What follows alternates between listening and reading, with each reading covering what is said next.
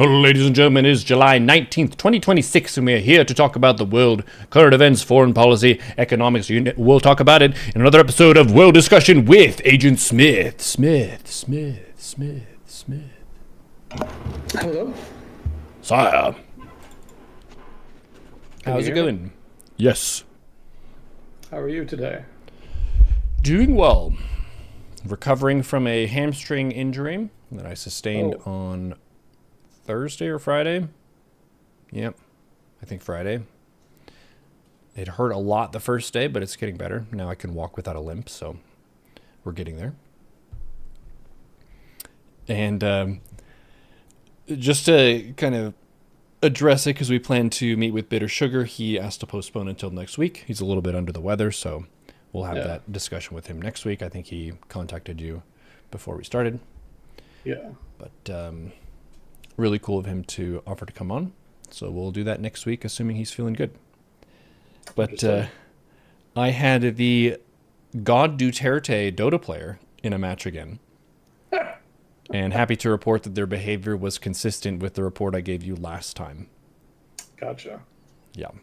They paused on their own ally as they got killed by our team. So kind of bullying their own teammates with the pause resource. And then we got into a little bit of a discussion about Duterte and what he did and so on. There were some people defensive of him in my chat saying that he made the country safer, but they didn't really say more than that. So I tried to ask for more, but then I got accused of being an ignorant American, and then I said, just share your perspective and correct me if I'm wrong. Because I told him that we talked about Duterte last week because of this player. But toxic man, toxic player, kind of lines up. Yeah. No shock. Yes. Well, I'm sorry you got injured. You were running? Is that what you said? Yeah, I was doing sprints uphill. And my flexibility does not match my muscle power. So I pushed myself through a wider range of motion than my body was ready for. And pulled it. It should heal probably in the next few days. I should be able to run again. So not a major injury, but a rather painful one. Just because the hamstring is a very large muscle in your leg. And one of the largest in the body. Yep, goes all up your back thigh. So what do you do to deal with that? Do you like ice it or pressure or? I did some rolling with one of those, like, it's a cylinder they use for yoga and stuff. You can get a lot of blood flow to different areas just by laying down onto it, where all of your body weight goes on this roller thing. So I did that for myself, which hurts a lot, but I think it makes it heal faster.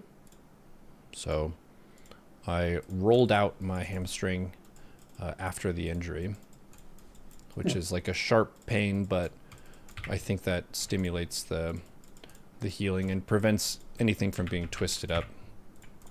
For that to be the case. Gotcha. Yeah. But I'll get bitted.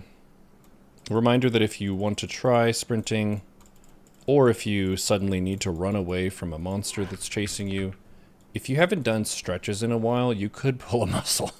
So just do stretches as a preventative thing.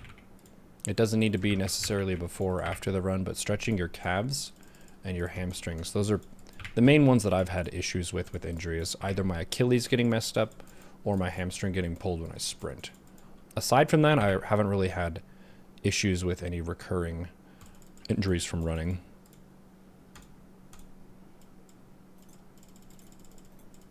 But I've never expected the yoga roll thing. I had never heard of that. Yeah, it was recommended to me when I was living back in Seattle. And the context was I was getting some joint pain whenever I would go for my runs. And part of that was because I wasn't walking very often. Throughout my week, I would just be sitting in my chair streaming or laying down asleep or running. So I didn't have any middle gear there. So I didn't really build up the strength in my ligaments as much as I should for how much I was using my muscles. and that was a way to just kind of stimulate a lot of your leg muscles and get blood flow to areas. Because if you're fully idle, like sleeping or in chairs all the time, then anytime you try to be athletic, your body's going to struggle a little bit because you didn't really warm up. And warming up becomes more important the older you get, too. Mm-hmm. Gotcha. Well, the next time I get a sports injury, I'll keep that in mind. Good. I know you're an avid sports doer, so. Oh, yeah. I did do the walk this week. Nice, good job. Got that out of the way. I remembered this time. Good job. We have a Filipino in the chat. Yes, we played against the Duterte person before. Just, if you want, what's your opinion on Duterte? If you want to give your impression, because it would be cool to hear from a local. I think the people who were accusing me of being an ignorant American, we were talking about him before, were not from the Philippines. They just didn't like me talking about someone as though I knew stuff. I was just saying what you said, of that he's in the International Criminal Court detention facility because people who were innocent got killed under his command. Like, he specifically levied quotas for, we need to kill this many drug dealers, so when they're rounding up people, they rounded up just so they met their quotas, and he didn't kill them, which means a lot of innocent, well-intentioned people were killed in this, quote, tough on crime move that he was making. So yeah, he needs to face justice for that. So if I'm wrong about that, sure, Filipinos, correct me. Maybe you love the guy, I don't know. That's your opinion to share. I'm just sharing what I heard from Agent Smith, so if I'm wrong, it's his fault. Yeah, he still retains a core base of support over there. So you'll definitely encounter people who will try to defend him. Yeah, a lot of people don't care enough about rule of law, so they don't really mind stuff like human rights violations if it means that there's less crime of one kind or another. You can see that in a lot of places, including the US for that matter.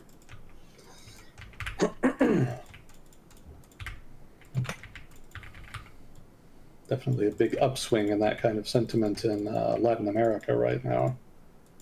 They've had a big surge in crime over the past, 5-some years. So there's more and more people demanding the government do something about it, no matter what. Yeah, they want the results. They don't necessarily care if the method is messy. As long as it doesn't affect their family personally and the problem goes away, a lot of people are willing to accept a messy solution. I don't know how much overlap there is between this situation, and it reminded me of El Salvador and the current guy and how he threw like a ton of people in jail. But the funny thing about the El Salvador situation is the gangsters that he rounded up all have face tattoos, and the gangs identify themselves with face tattoos. So it seems like it would be relatively easier to have high accuracy in that police operation than in Duterte's case. Because I don't know if Filipino drug lords all also have some like visible self-identifying thing. I've never heard of that. Doesn't mean there's not, but if there is, I hadn't heard of it before.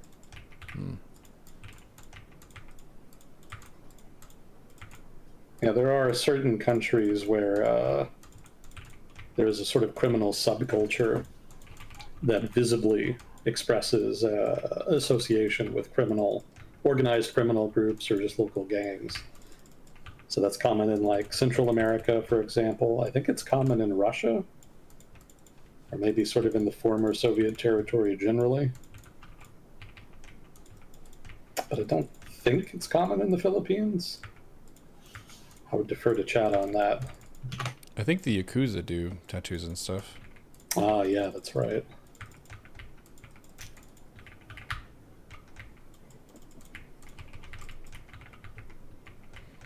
I think some people in China do it, but I don't know that it's ubiquitous. There's kind of an old taboo against getting tattoos in China. But I'm not sure. Well, like the triads have been known for being really conservative in China, historically speaking. But I don't know if that extends to the taboo against tattoos. They might have an exception for that. Yeah, in traditional Chinese culture, you're not supposed to damage your body, cut your hair, get tattoos. That's supposed to be an expression of filial piety. Ah, because your Yeah, and you parents got gave you that body, you should respect it in the way that they would like. Huh. pretty much, yeah. That's why historically Chinese have had long hair. They're not supposed to cut it. Hmm.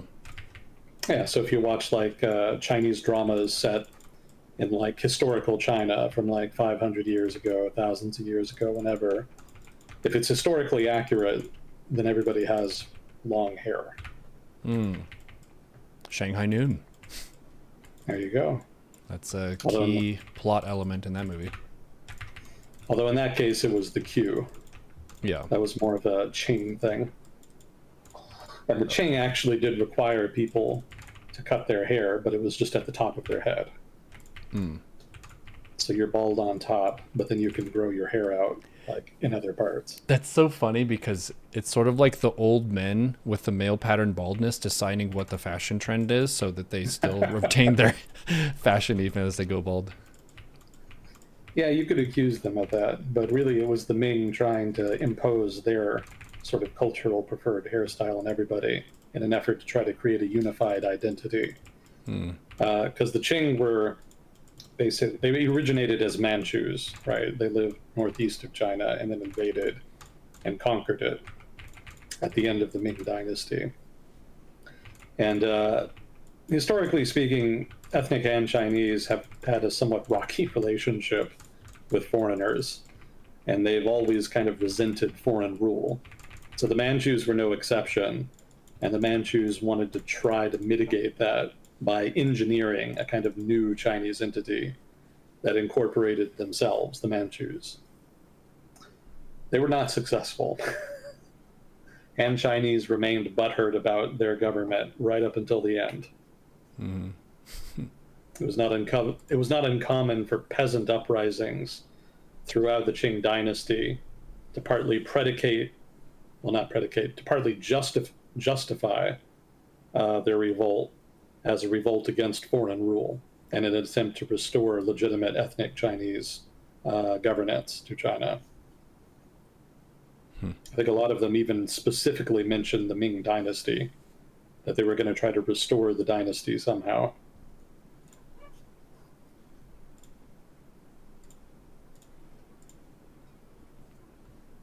So yeah, the Q was very unpopular, specifically because it did require them to shave part of their head, because that broke the taboo that you're not supposed to cut your hair. I see.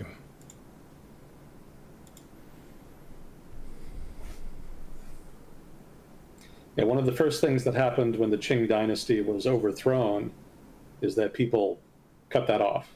They actually started cutting their hair short. So no more queues, just like immediately. Some people did it even before they were overthrown.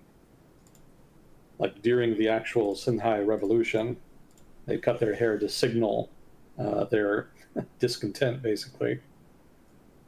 That was a way of showing that they were going to rebel and that they were going to go all the way. Yeah, I think they went with short hair after the revolution, partly as an expression of their desire to embrace modernity. They wanted to break with the Qing, but they didn't necessarily want to go back to the old ways either. So cutting off the queue was a way of signaling that. Lots of tension between young reformers and traditionalists in China at that time. One of the distinguishing features of Chinese politics for much of the early 20th century was the battle between those two groups.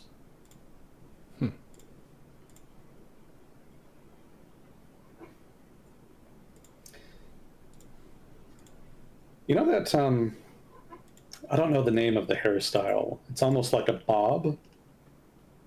It's very popular with Chinese women over the past 100 years. Basically, like thick bangs, right? Short hair and bangs. So that hairstyle was apparently explicitly associated with feminism in the early 20th century in China. And it became popular specifically for that reason. So the women who were wearing it were actually explicitly making a political statement by wearing their hair like that. That makes sense.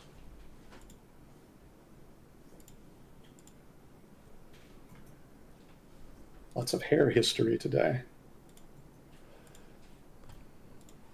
Yeah, it's interesting how those trends change over time because I've had people very opinionated in my chat and saying that I should cut my hair and that it's degenerate of me to have it long as a man. As a dude, you should cut your hair, bro. And they have this strong opinion. So, yeah, it's curious because it changes over time what the fashion is. Another a fashion element that wobbles depending on the society and the culture is your thickness that people want. Like how large or slender should you be? And that wobbles even decade to decade. I would guess most people alive now can recall kind of in the late 90s, early aughts, there was a lot of pressure on women to be hella skinny, like really skinny. And then that shifts to being more kind of looking for like a thicker body type, more of a plus size body type. And then it kind of wobbles back. So as an individual, it's really important to be able to decide what are the things about you that are just you, and you're not going to update them with the times because you're going to end up like fucking Christian Bale preparing for movies if you're always chasing everyone's ideal for what the beauty standard is. Yeah. So Yeah, they can change pretty radically over time for sure. But generally, they're not driven by politics per se, like they were in China.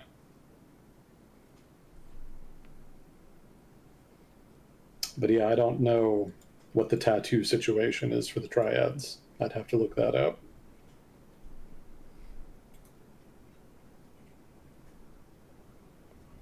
my friend is not from China, he's from the US.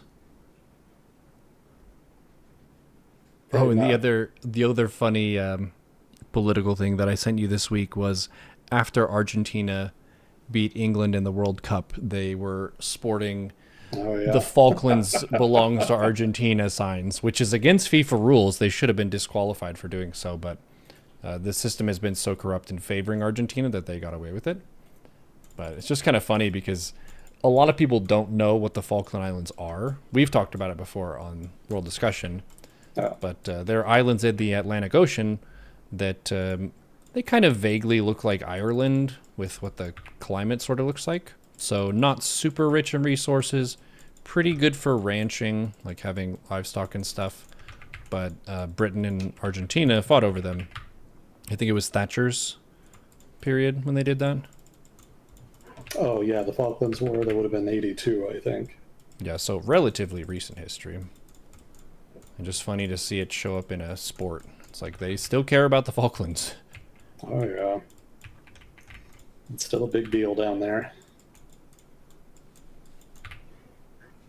I don't know if Dagnip is here, but he'd probably reiterate that.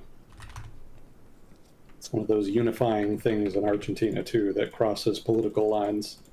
They all think they should have the Falklands. Pretty much, yeah. Um, do they Yeah, have a they bunch of see. Argentine citizens there? Or like people? Nope. As far as I know, the vast majority of the population there is English, Huh. and it's very small. And it's mostly like sheep herders, stuff like that. Mm-hmm. It's not a valuable economic asset in the grand scheme of things. In so much as there's natural resources worth having there, it's mostly the undersea deposits of things like natural gas or oil that are in and around the islands in the exclusive economic zone. I see. Those can be pretty lucrative, though, so that might be one of the reasons they want them. Oh, it's not rational. It's they just see the islands and British control of the islands as a vestige of imperialism. Mm-hmm. That's the main reason. Oh, I see. It's a stain on the national honor that they haven't gotten them. They see them as rightfully Argentine. Mm. So yes, there's money, there's an incentive there, but that's not the main motivator.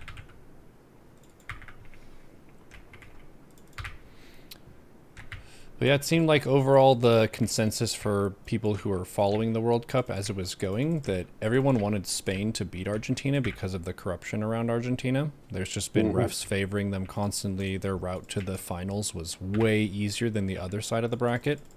So if there were ways to help Argentina, those ways were kind of shown live on TV.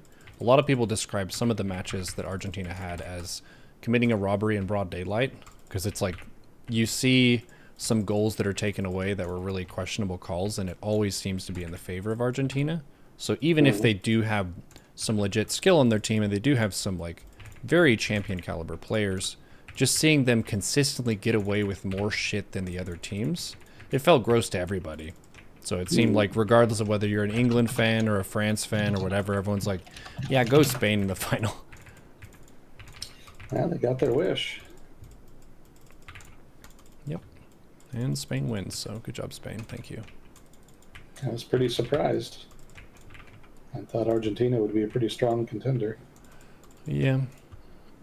I was speculating that because they had so much of an easier route, they didn't get the hard practice that Spain got, because Spain had to fight a bunch of really hard teams to win, so they're going to be on the top of their game, as the Shakira song says. Yeah. Meanwhile, Argentina, the refs are on the top of their game. Yeah, what was it? They didn't even get a shot in until like the last third of the game or something. Mm-hmm. Wild. So congratulations to Spain. Yeah, good job. Sports. Sports. I was asking my dad, because he's big into sports, about what are the other cases of a professional sport being accused of corruption, where it's kind of unfair how far a team is getting, and it seems like there's suspicion around a team. And he said there's kind of recently been some suspicion around the Kansas City Chiefs. I'm not sure if it's this year, but he said in some recent years, some people have accused the Chiefs of just consistently getting lucky on calls and stuff. But I don't really know if, like exactly what those details were. Couldn't tell you. Yeah, I don't really follow the sport close enough. I was telling him that I really like that the Stanley Cup in hockey uses a best of 7, because it seems like the refs have a lot less to do in the outcome of a best of 7, and it becomes much more obvious of who the better team is over that many games. And StarCraft has a best of 7 as well. Dota tournaments are usually best of 5 or something, so yeah, I like a best of X format a lot. I'm inclined to agree. I'm not really sure why soccer doesn't do that. Yeah, I don't know. NFL doesn't do it either. The Super Bowl is just one match. Yeah, but isn't that more physically taxing? Than hockey? Or than soccer? I know it's more. It's definitely more taxing than soccer. Yeah. But maybe hockey, it's a little closer. But I feel like there's more injuries in football, no? Yeah, because of the contact. The football contact is like thousands of times more intense than soccer. That's why it's such a joke when they fake injuries. Anyone who watches like the contact sports that involve actual losing teeth, like hockey, and then you see a soccer game, you're like, what is this? What is this? Just let them fight and get on with it if they're gonna like do silly stuff.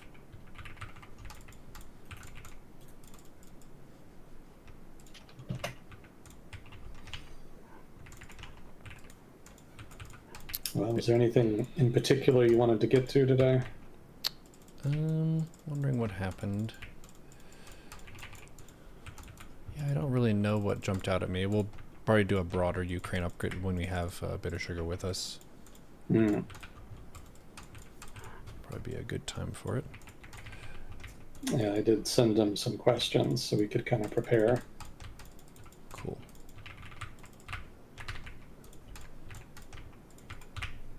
Well, I did have some corrections from last time, so we could do those. Sure. So we were talking about the Senate, and I was talking about one of the committees that's. There's a committee in the Senate that's responsible for designing the rules that govern how the Senate operates. And I thought it was the what was it? The House Ways. It was the Ways and Means Committee. I thought, and it turns out that's what it is in the House. So in the Senate, they have the Senate Committee on Rules and Administration. Mm-hmm. So that's my mistake. Getting my committees mixed up. I see. Well, thank you for correcting it. Also, the Richter scale is logarithmic, not exponential. I said it was. My mistake. I'm bad at math. A lot of people would not have caught that one. And somebody in chat did. Good job, chat.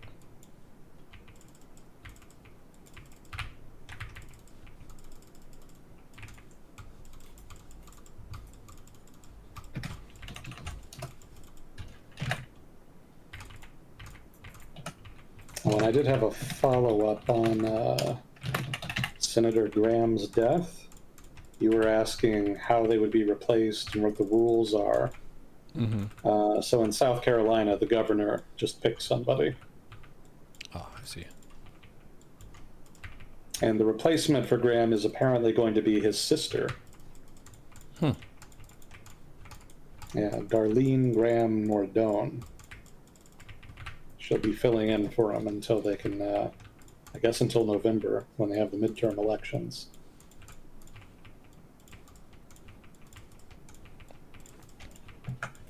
Today I learned.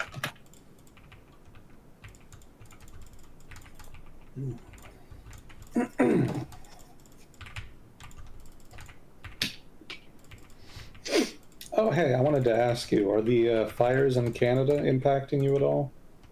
No, not where I am. Our Toronto people have pointed it out.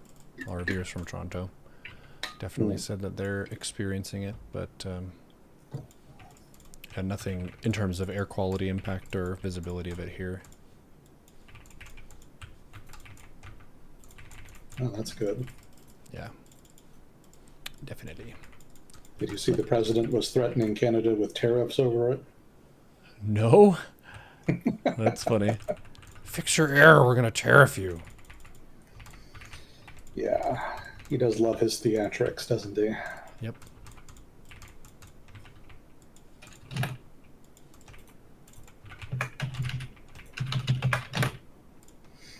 Now we could just jump into the Iran update.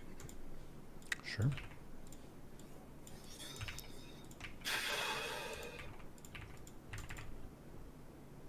I think I didn't cover this last time. I apologize if so, but Trump did scrap the toll idea he was talking about. He was saying that there needed to be a toll on traffic through the Strait of Hormuz to pay for American protection. Mm-hmm.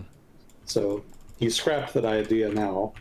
Instead, there's going to be some kind of investment deal with GCC countries. They've apparently promised to invest some non-determined sum of money into the U.S. economy.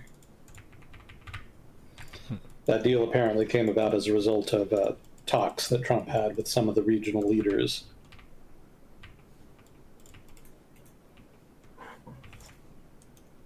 He did also announce, though, that the U.S. blockade on coastal Iran is back in effect.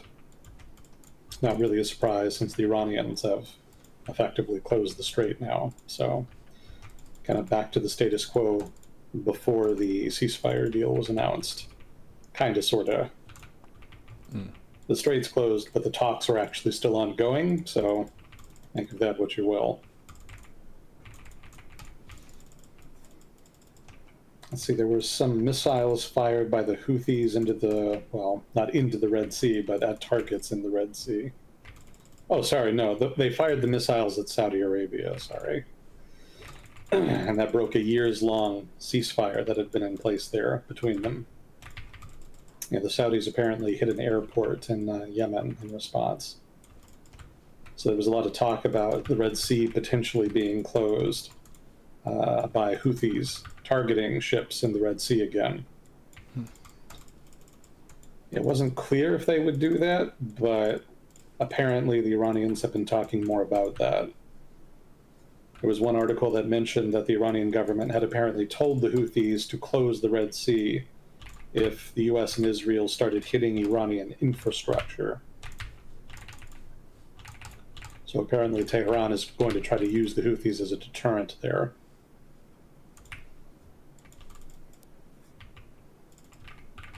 And other than that, it's just been more tit-for-tat strikes. There was apparently a couple of US personnel killed in Jordan. I assume ballistic missiles were responsible.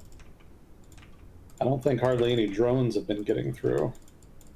But ballistic missiles are much harder to shoot down, especially when they have the cluster bomb warhead that the Iranians occasionally use. The Iranian government alleges that the US hit some bridges. The US didn't really deny it, per se. The argument was more that they were legitimate targets, since the Iranian military does use them. So Iran retaliated in turn, hit some bases in Oman and Kuwait and Bahrain. I haven't heard the UAE or Qatar report getting hit, interestingly, because there was that rumor a couple weeks ago that they had cut deals with Iran in secret. I've been trying to watch for that. And then the Kuwaitis alleged that the Iranians had hit a power plant and a water desalination station, which would be something of an escalation.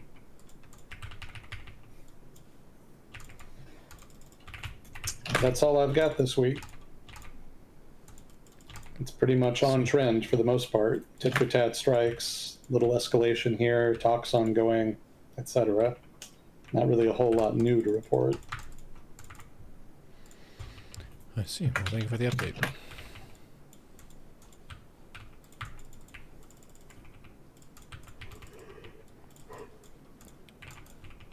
I was seeing some stuff about some of the old Soviet leftover space facilities in the steppe countries like Kazakhstan.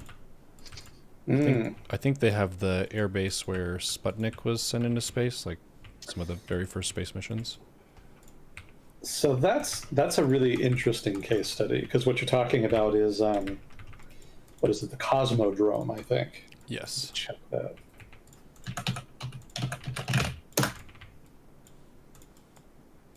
I think that's what it is.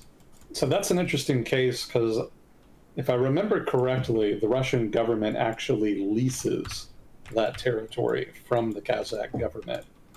So it is technically Russian territory, not Kazakh territory.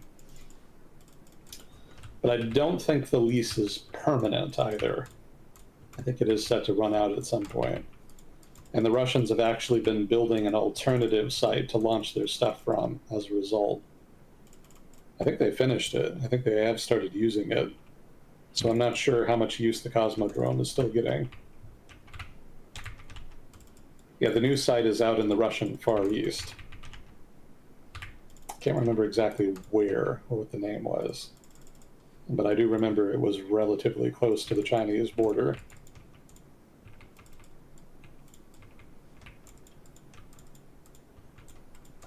Yeah, the Cosmodrome territory is like a almost perfect circle, I want to say. I think I remember seeing it on a map as just like a circle around the base.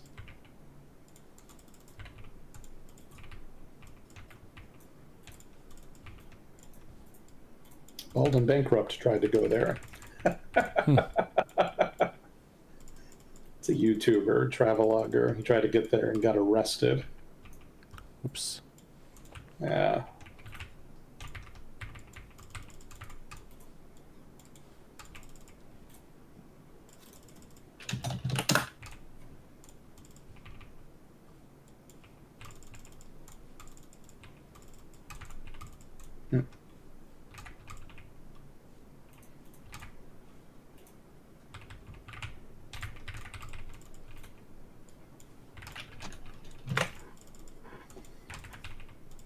Yeah, the a lot of the steppe countries have been promoting their stuff on social media and stuff a bunch more. I think you Oh, predicted that. Uzbekistan. Yeah, you said they were going to Yeah, be you mentioned promoting that. for tourism and stuff, and they're definitely getting out there. It's, Central Asia is undersung. It's an interesting region of the world. It kind of it was not in the global public eye for a long time because it was part of the Russian Empire and then the Soviet Union. Mm-hmm. But since independence, they've kind of been trying to rebuild independent identities. Hasn't been a whole lot of traction on that until recently, though. I probably mentioned it before, but most of the political elite in Central Asia is still Russophone, right? They still speak Russian. Mm-hmm. They still sort of engage with Russian media, Russian websites, stuff like that. So they're kind of still in that Russian cultural sphere in that sense. But there's a younger generation that's come up that's been still exposed to Russian culture, but increasingly has also embraced other cultures, like sort of international English culture for one, but also in some of them, they've embraced some Persian culture. I think music is what I heard. Hmm. Like they listen to Persian music and media sometimes. A lot of Persian influence on their traditional culture there. But it's only really been relatively recently that they've done that. I think I saw a couple. I was trying to search for some YouTube content about Central Asian culture, and I found some people from the region talking to each other about the influence of Persian language on their culture and some of their efforts to try to resuscitate Persian language in Central Asia and the usage of Persian language specifically. Yeah, most of the native ethnic groups in the region are Turkish or Turkic. I think somebody in chat corrected me on that. It's Turkic, not Turkish. And even so, even though the languages there are mostly Turkic in origin, uh, the traditional prestige language in the region was Persian. So if you were an educated elite, historically speaking, in Central Asia, you would have spoken both a Turkic language and Persian. I see. And I think we've just discussed before how Persianized Turks were the main guys invading India for a long time. A lot of the Islamic empires that set up in South Asia, sort of in the late medieval and early modern period, were Persianized Turks.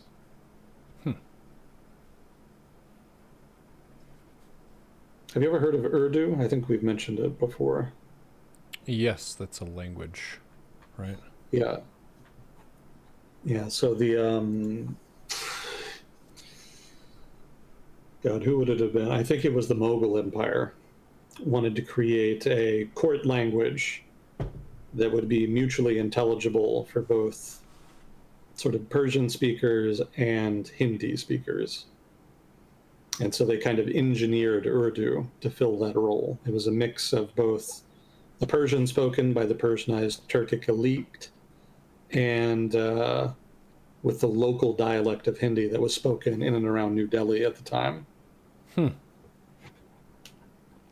So like a hybrid language intentionally made. Yeah, it's kind of started more as a literary language. It was more written than spoken at first, but it kind of got to be spoken on a wider basis. It was sort of the language of education in the Mughal Empire. So a lot of poets, writers, administrators, etc., they were taught it and used it pretty regularly. I think it was still a pretty dominant language even in New Delhi as recently as the 40s. Very common to find native Urdu speakers there. But because of partition, most of the Muslim population picked up and left New Delhi. And as a result, they lost sort of that Urdu speaking community there. So it actually changed the character of the city as a result. they'd been there for like 1,000 years before then, and now there's pretty much none. Where did they go? But anyway, sorry. Oh, they went to Pakistan. Oh, I see. Yeah, they went to Pakistan, and then there was a bunch of Hindu Punjabis living in the Pakistani part of what had been Punjab province who moved east, and many of them settled in New Delhi. So New Delhi went from being not an entirely Muslim city, but a city whose culture was heavily defined by Urdu-speaking Muslims, to a city whose culture was disproportionately defined by ethnic Punjabis. Kind of a big switch up as a result of partition.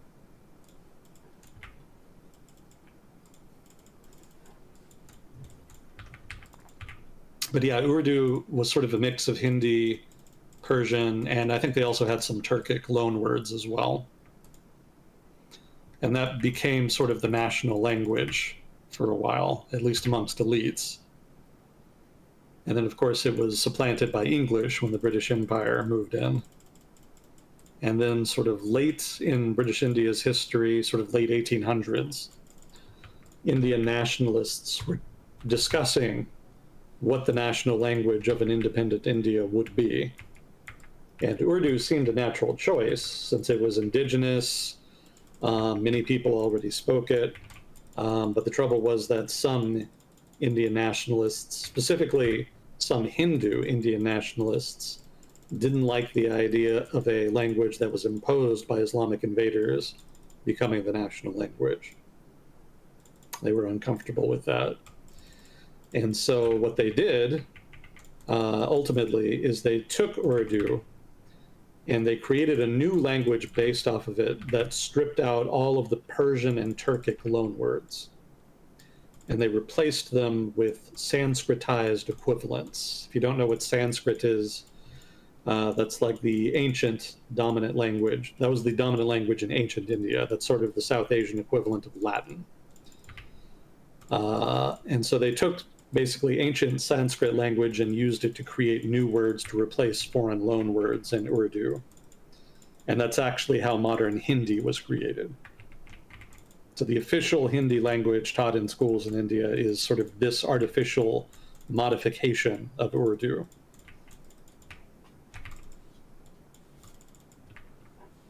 Interesting. Yeah. So that's not to say that there's not native Hindi languages in India, but there's not one. Like, it's a dialect continuum. There's a whole range of dialects that change spatially, generally across northern India. And there's not any one that kind of dominates. So lots of different dialects of Hindi there. The one that they settled on, again, is mostly based on Urdu. And that, again, was mostly based on the Hindi spoken specifically around New Delhi. I think it was called the Kariboli dialect, something like that. So most of the dialects are mutually intelligible anyway, so it's not that big a deal, but they are technically separate dialects.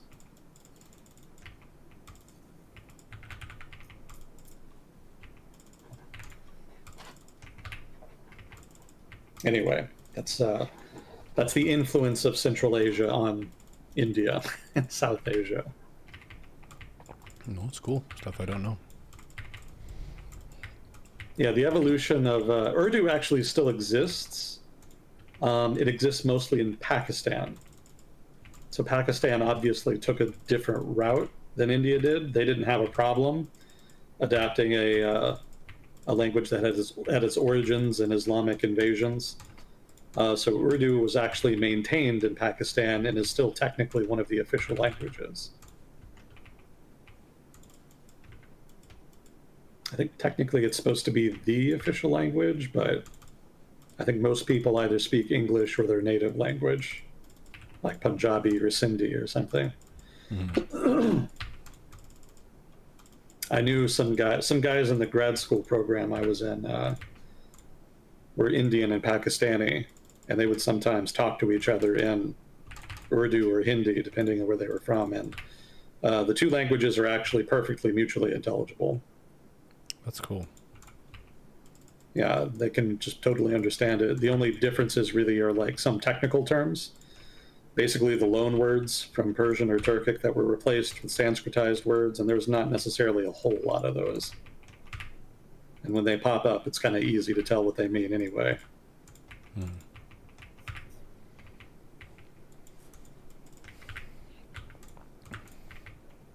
I'm not a linguist, but I wonder how much overlap there is between these concepts we're talking about of mutually intelligible languages and, say, the Scandinavian languages. Norwegian and Swedish, I think, can understand each other. Finnish is a different language family. Yeah. It does have some loan words from Swedish, but it has a different heritage. Yeah. The Scandinavians have a weird thing going on. Because what I remember reading is that Norwegians can understand Swedish, but Swedes cannot understand Norwegian. Yeah, it's kind of a funky setup. I don't think I had never heard of something like that before. I think Swedish and Danish are mutually intelligible for the most part. I would welcome correction from chat on that. Actually, I should probably just do the usual disclaimer. I'm not an expert in everything I talk about on here. I have more of a background in foreign policy and economics. So if I ever say anything wrong, stupid, or biased, please let me know. If I'm wrong, I want to know more than anybody. I don't read chat while we do this, but I will read it eventually. And we do enjoy the feedback we get on here. Thanks, chat.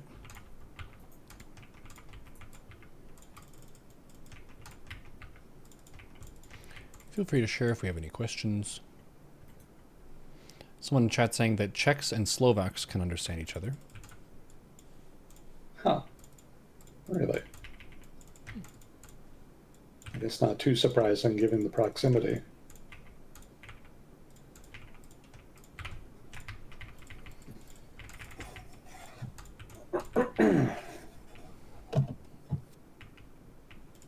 The joke is that Danish is unintelligible to Swedes and Norwegians. I see. Yeah, I've heard that Danes sound like they're speaking with the cantaloupe in their mouth or something like that. They all have cute ways of making fun of each other. It's fun seeing the neighbors kind of roast each other, but then when it's the neighbors against another country and something, they're still going to cheer for their neighbor. It's kind of a wholesome teasing, it seems like. Gotcha. I'm not sure about the Icelandic language. Icelandic, I think, is closer to Old Norse than any of the other Scandinavian languages. Really? Yeah. Oh, that's pretty wild. I think that's where a lot of the traditionalists and the people who wrote down the sagas of the Vikings and stuff were in Iceland. So even though it's not the traditional home of where the Viking countries originated, it's where they kind of celebrated their history, I suppose.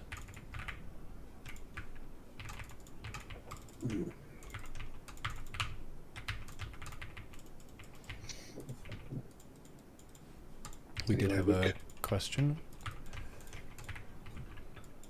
Let's see. Oh yeah, we had a couple.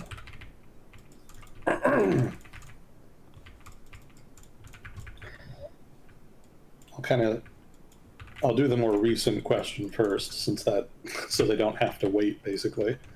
When did the branch off on Hindi happen? Are we talking 1900s or much earlier? So Hindi was engineered in the late 1800s. I think it was like the 1880s or something. That was a project by the Indian National Congress back in the day.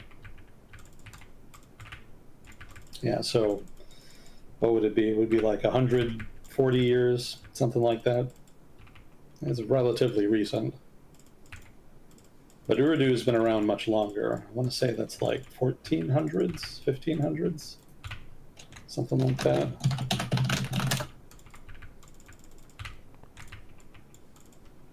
Google AI is saying 700 years, so take that for what it's worth. I still don't trust the right robots. some of the time. Yeah. Yeah. There's some people whose like whatever Instagram channel is about tricking the AI into being wrong, and there are lots of ways of doing so. Oh yeah. Yeah. A lot of times the AI, and this is something that humans do as well, it'll confabulate an answer to something. So if you ask it a question that it doesn't have a clear reasoning process for figuring out, it'll just make up something that seems like it might work there. So one of the guys was like, okay, I'm going to walk 100 yards away from the phone and tell me when you can hear me.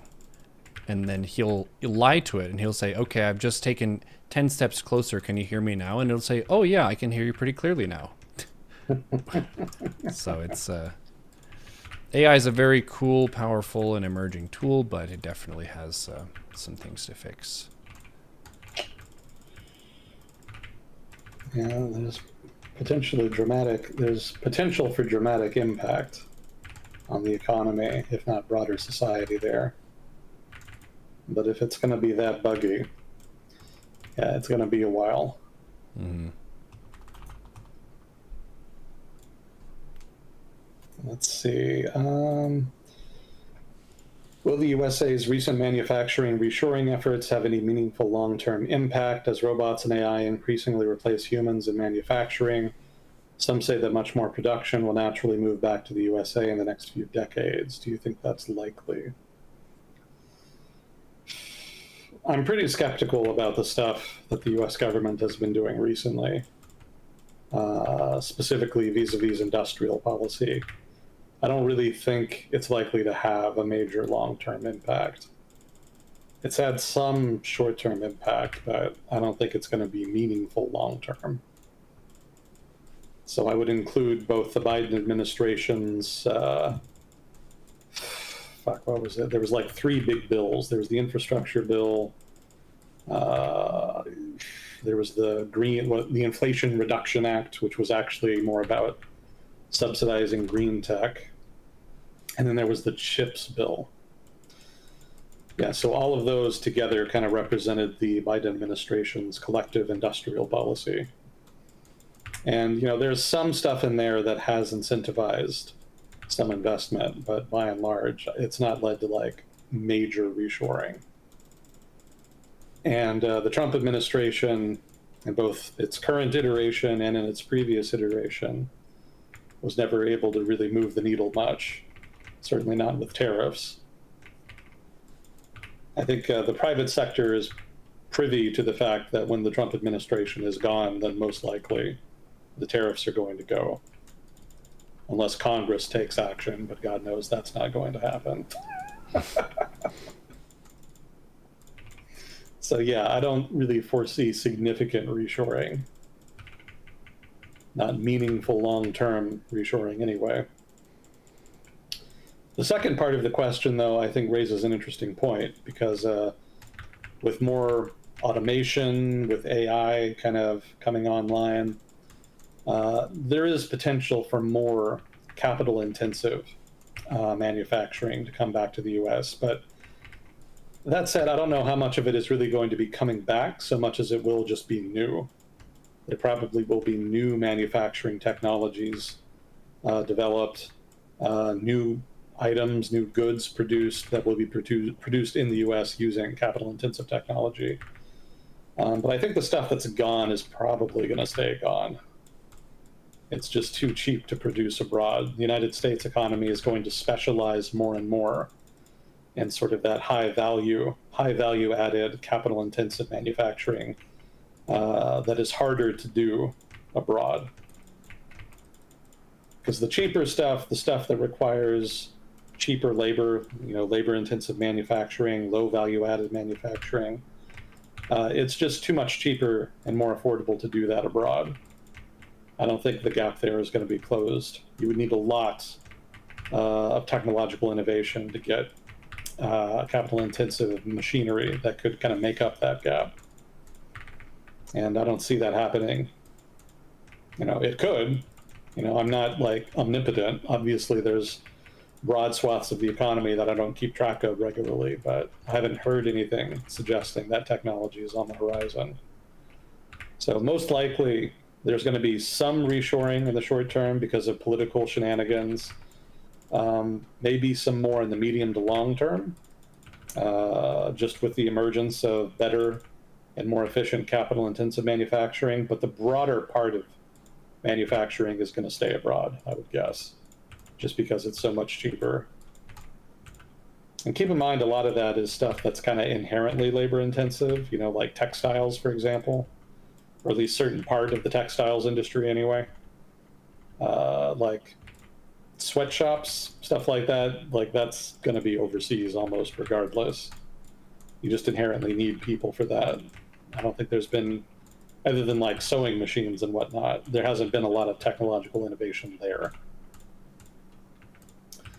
Things like rolling, actually producing the fabric that's used to make clothing, that's actually already pretty capital intensive. But you don't need sophisticated machinery for that. And there's actually a lot of Chinese producers that are producing capital there that can do that. Yeah, China's textiles industry is pretty insane. It makes up like a massive chunk of the global industry. They have a massive market share in the global textiles market. So that's most likely going to stay abroad. Other stuff probably also. Light manufacturing in general, even beyond the textiles industry, kind of falls into that category. Textiles is probably the biggest single industry in the light manufacturing category, but everything else that falls there kind of makes more sense abroad than it does in a developed country.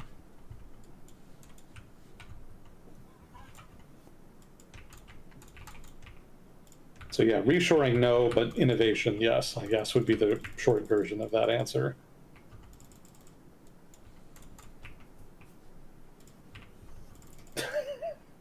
Is Mitch McConnell alive or not? I cannot tell. Are there rules for this stuff? Not really. There's more norms than rules when it comes to that.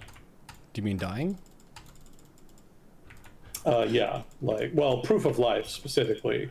Oh. Not necessarily dying per se, but just when it's ambiguous whether or not somebody is alive or dead. Like, what are the rules for determining that? How long does there have to be an absence of proof before you take action? Is he a zombie? How is it a debate? He checked into a hospital, I believe, and there hasn't really been strong proof of life since then. So that's led to increasing questions about whether or not he's alive, or maybe brain dead, or maybe he's actually passed away, something like that. Could be hiding. It's possible. Huh.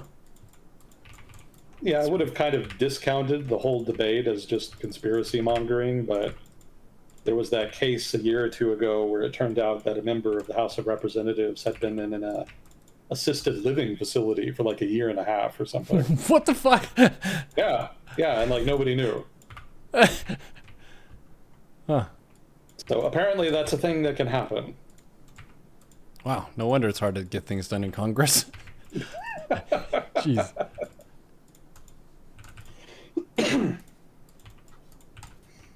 So yeah, there's some question about this. I think he's alive. I think if he was dead, they would have just said it. I think maybe, though, the question is more, how close to death do you have to be before they finally kind of pull the trigger on replacing you? Mm-hmm. And I suspect that's more where the ambiguity is right now. Yeah, supposedly they did release a photo as proof of life, but it's not clear how old the photo might actually be. So yeah, it's a thing. I don't think anything's going to happen on account of it. I think if he actually did just outright die, they would replace him in short order. If he's just sick or whatever, they'll probably just let him stay on. It's entirely possible for you to be incapacitated and not be replaced. Like, it's not uncommon for seats in Congress to go basically empty for long periods of time, depending on circumstances. So it would not be unprecedented if he just stayed in hospital and did not fulfill his duties as a senator. That's not, like, completely out of the question. If the people of, what was it, Kentucky? I think he's from Kentucky. So if the people of Kentucky want the governor to take action on that, presumably he would, but I gather that they're pretty content with him as is.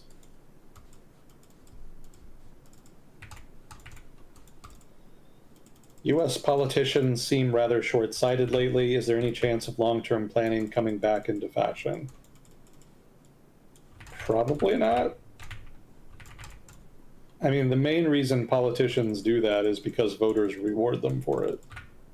When voters stop rewarding politicians for being dumb like that, then it stops. So it's more a problem with voters than politicians. That's the source of it. You can certainly criticize the politicians for not being more responsible in dealing with that. You know, you could say that if voters do start rewarding that behavior, you can still forbear once you get elected.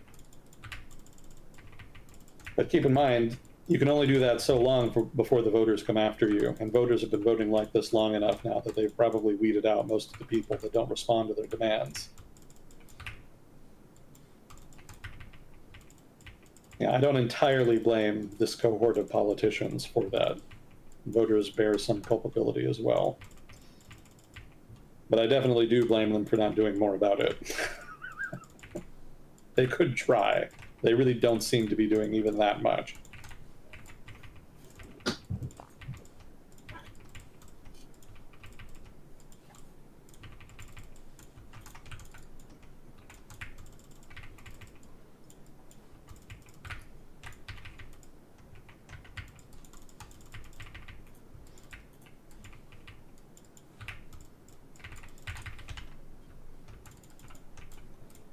Well, that's all we had for questions. Was there anything you wanted to get to? I don't think I had a specific topic I was really eager to cover.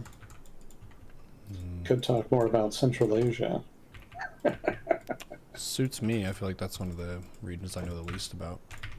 It seems to be getting more discussion time too, just online, because it's a fairly connected part of the world, but it's not one that historically has, I guess, been told globally, because they don't have a ton of economic impact and the population is not super high, but it's definitely a valid and cool part of the world. Well, I mean, it was astride the Silk Road for a long time, so it was actually pretty rich historically. There were a number of basically merchant city-states that cropped up over the past 1,000-some years over the course of the Silk Road. I guess the Silk Road is older than 1,000 years, so it's probably older than that. Regardless, there were a number of like trading city-states there that were very prominent. Most of them are still around today. I'm gonna say like Tashkent was one of them, in Uzbekistan. A couple of the others as well. There was one called, I think, Mers, which was very prominent, but which was destroyed utterly by the Mongols. Yeah, Mers had been one of the leading city-states in the region for a long time, and nobody remembers it now because it was just eviscerated by Genghis Khan. I think there's just some ruins left, and even those are kind of sparse compared to the original city. It's a pretty wealthy region historically. I think most of the people there were traditionally nomadic. It's like a huge ass plain that was relatively dry, so it kind of made more sense to go on horseback. It does have some freshwater sources. I think the Aral Sea used to be the big one. It's kind of shrunk pretty considerably, famously so. And then there's two major rivers in Central Asia. I always forget the names. I think the Greeks called them the Oxus and something else. I think the region as a whole was called the Transoxiana for a long time. But I think the natives call them the Abu Darya River. No, the Amu Darya. That's what it was. And then the other one was the Seer Darya. So both of those start in the mountains, sort of in the eastern part of Central Asia, and then they drain into the Aral Sea.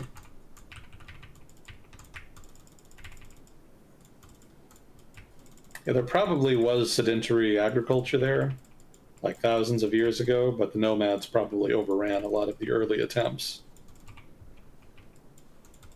Yeah, Central Asia was a rough place to be a farmer. Lots of raids from the nomadic groups that ran around. I think I read somewhere that there was a theory that the original people who settled in the region here that we're talking about were actually originally white, and that it was because of nomadic incursions from out east that it became more Asian over time. And that's not just like Genghis Khan rolling through, because that would have been. Yeah, Genghis Khan, though, was probably the biggest. There's a large number of people that he brought with him. But yeah, even before that, there would have been incursions.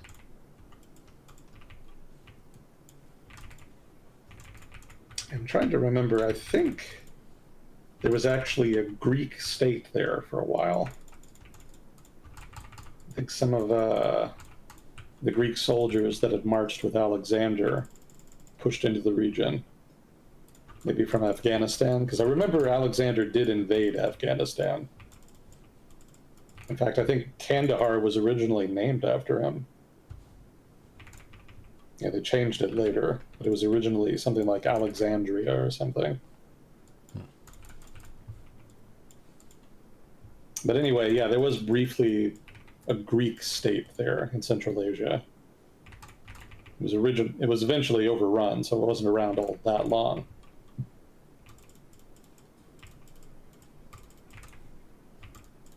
Yeah, Central Asia was the crossroads, so there was a lot of incursions from all manner of peoples. Greeks, Arabs. I think the Chinese at one point managed to get out there.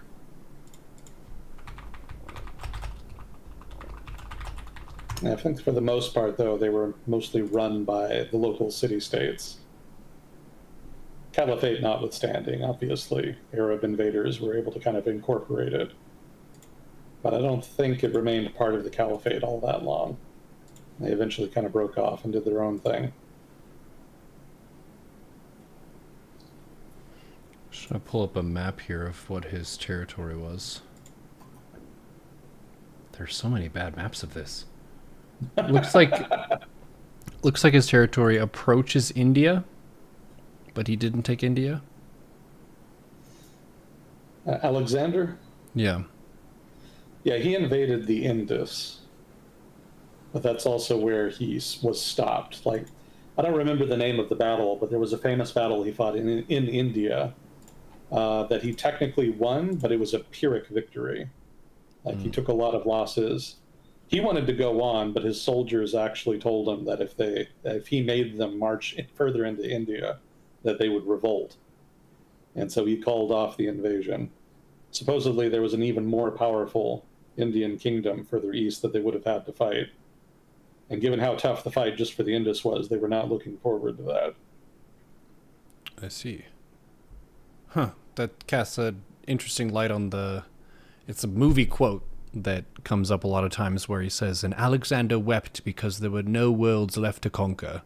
That's just false. There's still like the whole last India over there. Not to mention China's over there. He probably, I would think that he would know about China. Kind of peripherally. I don't know that it was necessarily common knowledge. And what they had was pretty minimal. Yeah, I think Alexander's conquests covered much of what was considered the known world at his time in his territory. Yeah, certainly all the bits that would have been worth getting from the perspective of a Greek at the time. India would have been better known than China, but yeah, that would have been very difficult. Very powerful at that time. Well, it's just hard to project force, especially when you're going by horse and by foot. They didn't even have trucks back then. Yeah. Yeah, one of the fun things to think about is that from the perspective of people that Alexander conquered, he was a barbarian invader. We don't really think of him like that in the West because we kind of see ourselves as descendants of the Greeks. But if you look at how Alexander invaded and then administrated the places he conquered, it's very similar to how other foreign groups have invaded and conquered civilized territories. So, like the Mm-hmm. Manchus invading China, or the Persianized Turks invading India, for that matter. Like, very similar, where you had like a small alien ethnic group invading and then conquering a much larger, more established territory. That's basically what Alexander was doing. Mm-hmm. Well, and it fits with the theme of even if you're a less civilized in terms of just overall science, and maybe your system of government is not as complex, but you have some kind of military tech edge, you can win a ton of fights against your elders, basically more established older countries. The Vikings with their longships being able to navigate the seas is another sort of example where they had the retreat option and other boats could not chase them back home, so they could hit and run as much as they wanted to. So even though the population of Scandinavia was a lot less than England and France, they could continue to just like sack places because they had that escape option. And then with Alexander the Great, my understanding is that he had a whole bunch of very long spears in his formation. So that countered cavalry and armor pretty well, which meant that he could be maybe less wealthy than his opponent and still win, just because he had a tactical advantage for how his units fought. And Genghis Khan had the horse archer thing where he could just do drive-bys and deal damage and then drive away. So all the fancy knights of Europe and stuff that had this really great heavy plate mail armor, like you can't get him. He's just gonna run away and keep shooting with the bow. So yeah, those tech edges mean you have the barbarians winning a lot of the time. Yeah, and they also had the benefit that they generally were coalitions of tribes, so you didn't have to pay them in cash. You could Mm. generally pay them in loot from the places you conquered, and that was sufficient. And they also generally were able to take care of themselves on the march. They could kind of live off the land frequently. Mm-hmm. So that made it easier logistically. Armies fighting for like established civilizations, built up states with cities and whatnot, generally those had to be paid with cash, and that could be hard to get, especially during periods of instability or an economic downturn. And you had to pay for all of the logistics too. So, in general, it was just much more expensive Mm-hmm. for established kingdoms to field armies, whereas barbarian coalitions generally were able to form fairly organically and in turn more cheaply. Mm-hmm. And the fact that they moved very quickly also gave them a big advantage over what were generally infantry focused armies in the ancient world. They did have cavalry, but generally they weren't as good or numerous than nomadic peoples.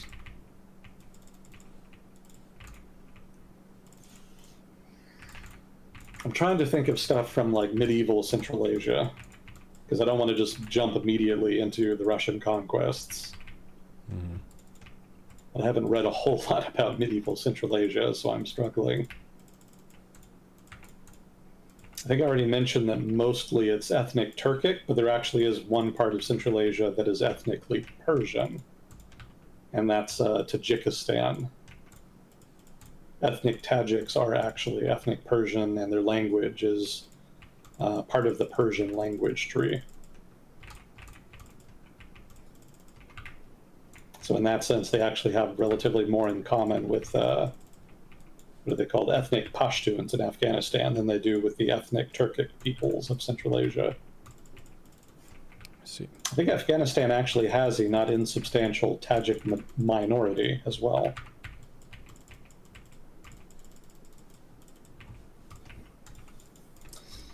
Bitter Sugar Series is pointing out that the examples of drones used in the Ukraine war are an example of how they're still in the fight, because it's a relatively cheap way to create a very large inconvenience for a larger conventional force.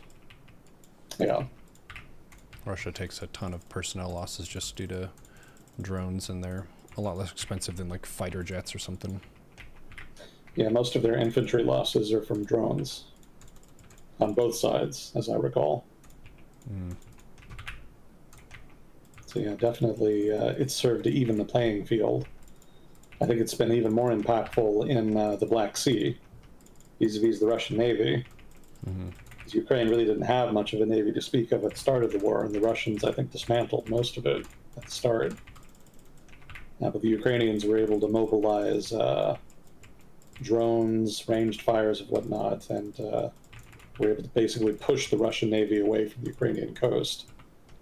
And at this point, the Russian Navy rarely operates in the Black Sea generally, just on account of the risk of being attacked. I think I saw some drone footage of a Russian patrol ship getting blown up, or, well, not blown up, but attacked by a Ukrainian drone a week ago. Yeah, it's very cheap, affordable, and you can do a lot of damage with the drone. And so that's kind of changing the cost benefit of larger, more expensive combat systems. That's not to say that expensive combat systems are going to go away. That's not the case. You're still going to have warships. You're still going to have tanks, etc. You know, the argument I read is that even if tanks are very expensive, relative to the drones that can be used on them, tanks are still the most survivable unit you have on a battlefield, and that still gives them value. I see. And mind you can't take a tank out with one drone. It generally takes something like 50, from what I read. Yeah, drones are cheap enough to make that viable, but you're going to need more than just like one drone team if you want to bring down a tank.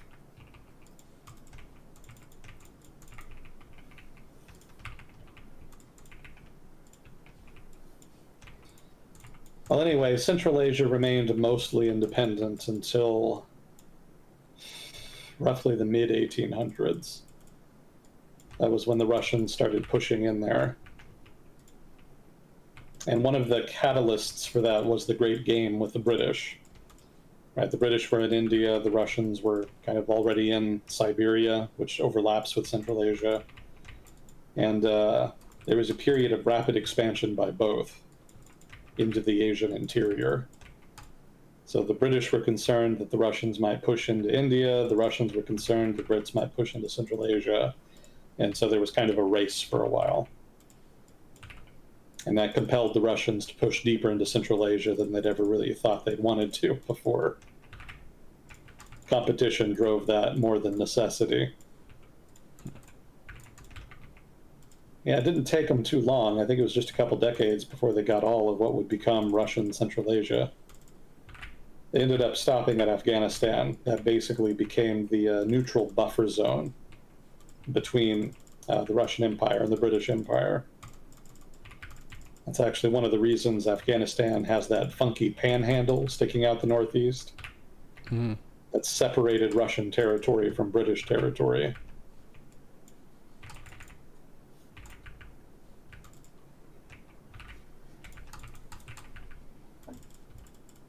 Yeah, it was kind of an awkward fit. Central Asia was mostly Muslim, and Russia obviously was a Christian kingdom. But they were able to make it work for the most part. I don't recall there being too many problems. I think they actually had more problems in the Caucasus than they did in Central Asia, as far as people trying to revolt and overthrow Russian rule. I think that was the case until World War I. Basically, World War I, the Bolshevik Revolution, the February Revolution, then the October Revolution, altogether basically wrecked the Russian state. And there was a while where some of the Russian territories in the Russian Empire tried to declare independence. I think Ukraine was actually one of them, the Baltic states, Finland, I think a couple of the Caucasus countries tried to. Azerbaijan did, as I recall. And then there was a bunch of Central Asian, basically, protectorates. Like when the Russians conquered the region, they didn't like incorporate the territories into Russia proper. They didn't make them oblasts. Rather, they basically kept the kingdoms they had conquered intact, but made them subservient to the Russian state, basically protectorates. So there was like an emirate here, a sultanate there, what have you. So those were nominally still in place. They still had their autonomous governments. And so when the Russian state collapsed, a lot of them tried to declare independence. So in the early 1920s, there actually were a couple independent central states in Central Asia. But specifically the Bolsheviks, the Red Army, in conjunction with some local communists in Central Asia, were able to reclaim those territories and reincorporate them into what by then was the Soviet Union.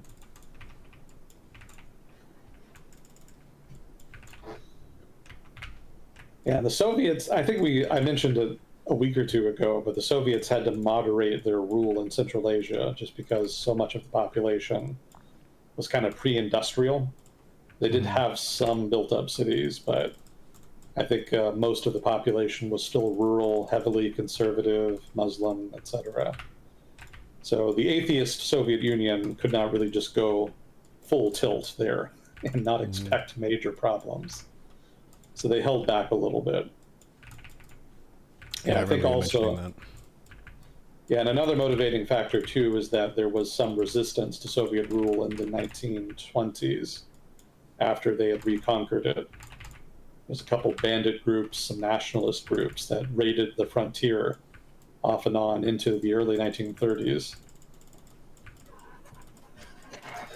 So the Soviets were eventually able to squash all that. It became relatively quiet. Played some role in World War II. A lot of the factories that were relocated from Eastern Europe ended up moving to places like the Caucasus, Central Asia, the Russian Far East, places like that. So they got an economic boost from that. I think in the 1950s, after World War II, they were beneficiaries of a relatively more tolerant Khrushchev regime. Yeah, I think I remember seeing something about that. Like Stalin had gone relatively hard, and then they eased up under Khrushchev. And then I think it alternated a little bit after that until the end of the Cold War. So in that time period, if you were educated in Central Asia, then you spoke Russian, and you went to elite Russian institutions like Russian universities and whatnot. And so that kind of created, that established Russian as the sort of prestige language and culture. I think at the end of the Soviet Union, birth rates in Central Asia were a contributing factor. They called it the nationalities problem.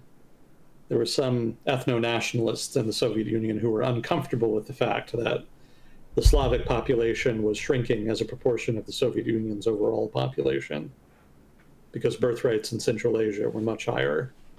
And so they were actually growing pretty significantly. If I remember correctly, at the end of the Soviet Union, about half of the population was Russian.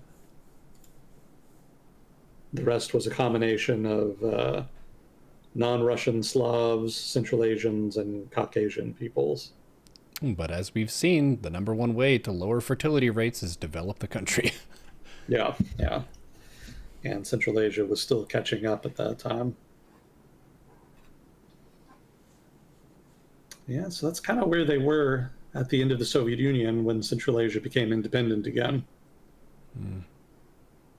But change has been pretty gradual overall. Like, unlike the Baltic states and some of the Caucasus states, pretty much all of the Central Asian states embraced authoritarian political models after independence. There was no pretense that the collapse of the Soviet Union would mean democratization and liberalization. Basically, what happened is that the established elites at the provincial level, so to speak, I think technically republic would be the accurate name. The Soviet Union was technically a union of different republics. Russia was obviously the largest one. But there were a number of others. I think there was 15 in total.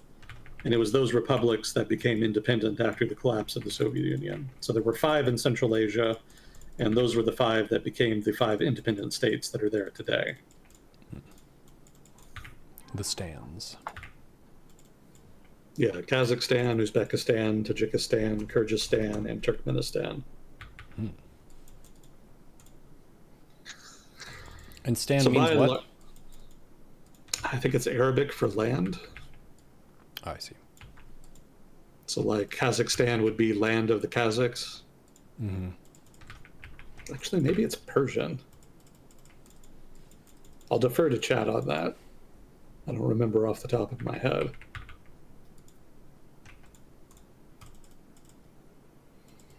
But anyway, basically what happened is that whatever the political elites controlling the republic when it was part of the Soviet Union basically became the new elite upon independence. They didn't really change leadership. So a lot of the dictators that ran Central Asia in the 20, 30 some years after the Soviets collapsed, a lot of those were guys that would have been familiar to people before the collapse of the Soviet Union. Mm.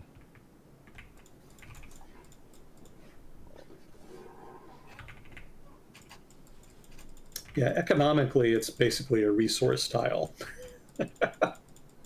There's some industry there. I think there's like a big aluminum plant in, what was it, Kyrgyzstan? I always forget. It's either Kyrgyzstan or Tajikistan. And obviously, some of the built up cities have industry, but mostly Central Asia is known for labor and for raw resources. Kyrgyzstan and Tajikistan in particular send a lot of migrant labor to Russia. And Kazakhstan is especially known for, what is it, oil and natural gas.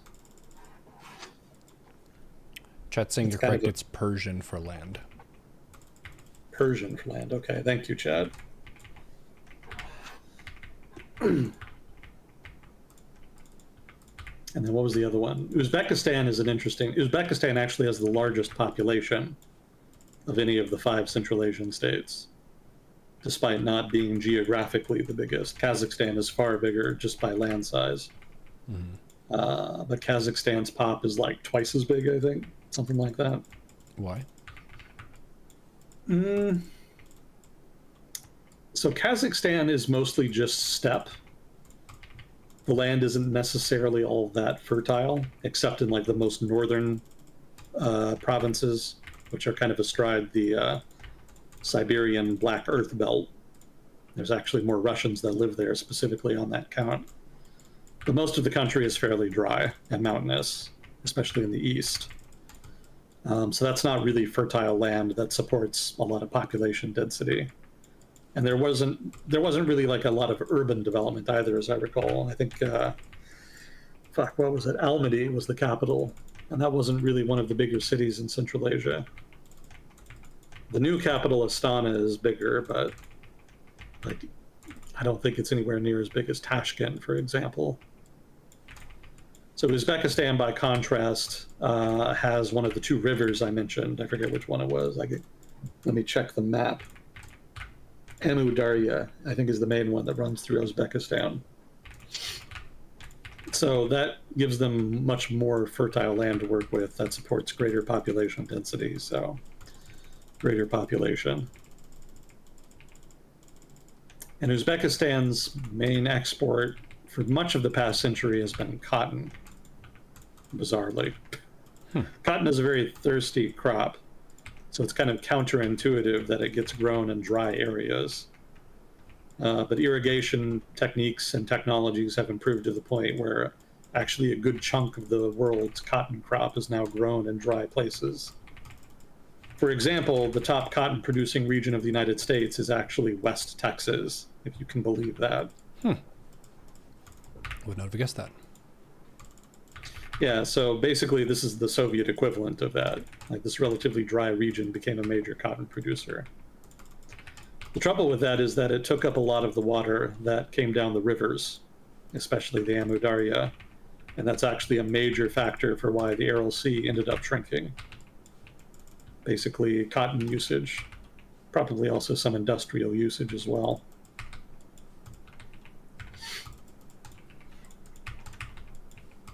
Yeah, I think Turkmenistan is another energy power. I think their thing is natural gas, I want to say. And they benefit from that disproportionately because their population is so small. I think it's like 5-6 million people, something like that. So the per capita energy royalties are much higher on that count. Makes sense. Yeah, so Kazakhstan and Turkmenistan are the big energy powers. Uzbekistan has the demographics, relatively more energy. And Kyrgyzstan and Tajikistan are the poor countries. They're the ones that export the labor.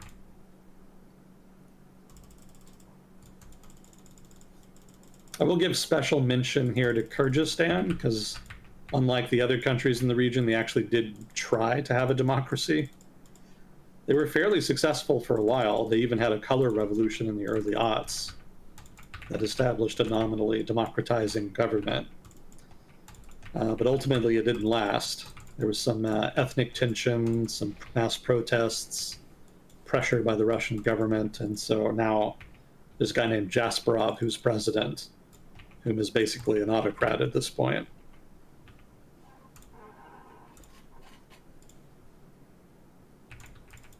And remind us what autocrat means again. Not quite a dictator, but not liberal either.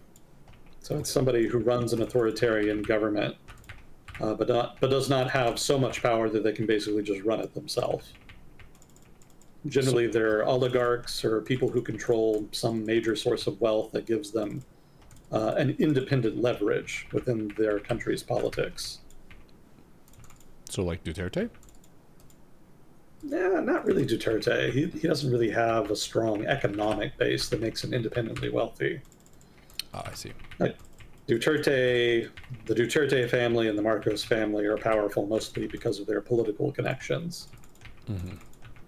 I imagine they probably are local elites somewhere in the Philippines. They probably have some strong base wherever they're from, but they're not like billionaires. Mm-hmm. Generally, autocrats in the former Soviet Union are very wealthy. Mm-hmm. And they kind of build their support base using that wealth. Yeah, people like Duterte and Marcos got powerful more through politics and generally by being populist to some degree. Mm-hmm.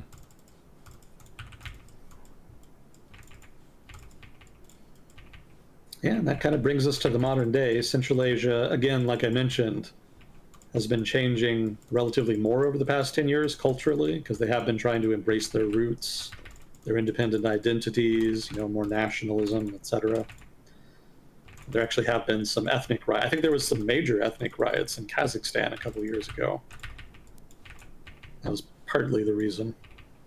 Also, Russian aggression has kind of agitated some of the governments in the region. They don't really appreciate that. That has led them to try to distance themselves a little bit from their traditional association with Russian culture. They want to mitigate the leverage that the Russian government has.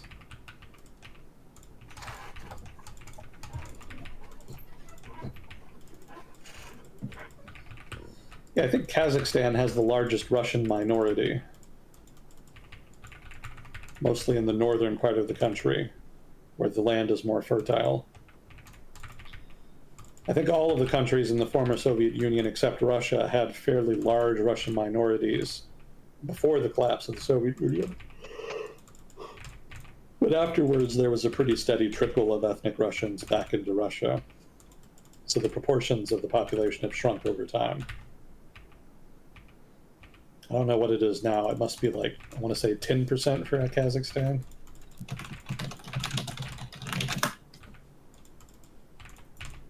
And I think it's the highest there.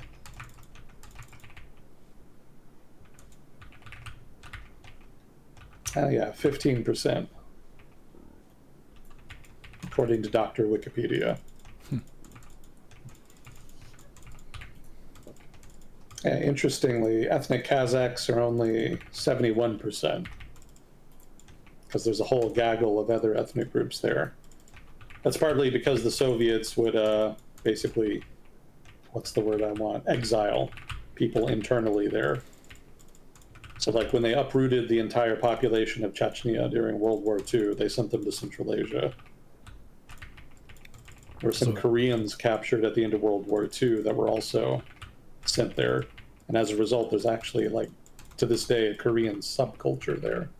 So a little bit like how the Brits used Australia? Kind of like that, yeah. But most of the people the Brits sent were British. In the Soviet Union's case, it was a whole gaggle of different peoples. Like looking at the numbers here, 3.3% Uzbek, I guess that's not surprising. 1.9% Ukrainian, 1.5% Uyghur, 1.1% German, 1.1% Tatar, and then 5.2% just other. Yeah, I imagine the Tatars are descended from the Crimean Tatars that were forcibly relocated there during World War II. Probably a lot of the Germans there are descended from Volga Germans that were forcibly relocated during World War II. Lots of forcible relocations in World War II. The Soviets were very paranoid about certain ethnic minorities potentially collaborating with the Germans. The Volga Germans obviously were extremely suspect, so they in particular were uprooted and relocated fairly quickly. But the Crimean Tatars were another such group. Chechens, another one. Probably a couple others, but I think those were the main ones. So yeah, Kazakhstan is surprisingly diverse because of that.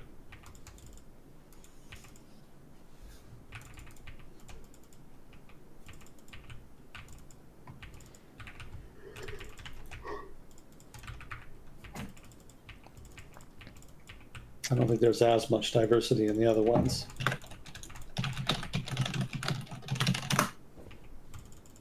Let's take a look.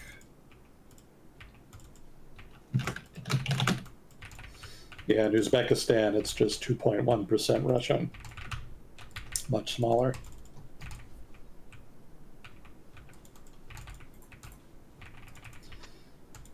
Yeah, the numbers might look a little different. If you look at the cities, I imagine the residual ethnic Russian population is probably going to be concentrated there. So like Tashkent, for example.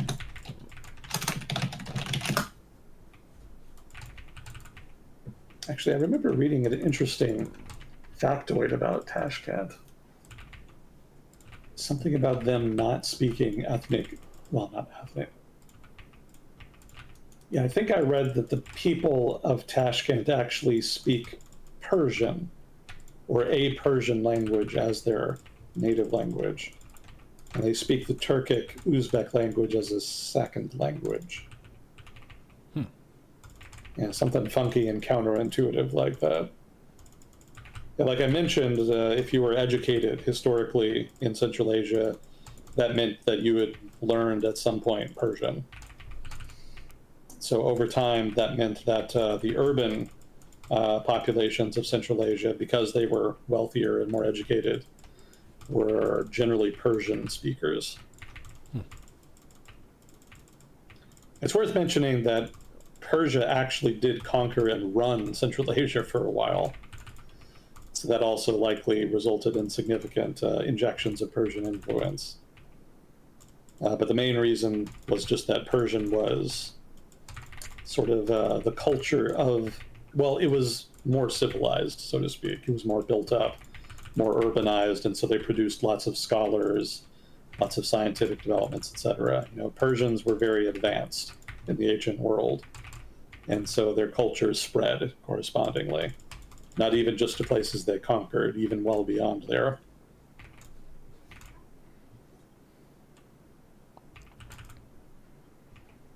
Let's see, Tashkent. Yeah, Tashkent. Demographics. No. No, actually, Tashkent is 2.1% Russian. Same as the national average.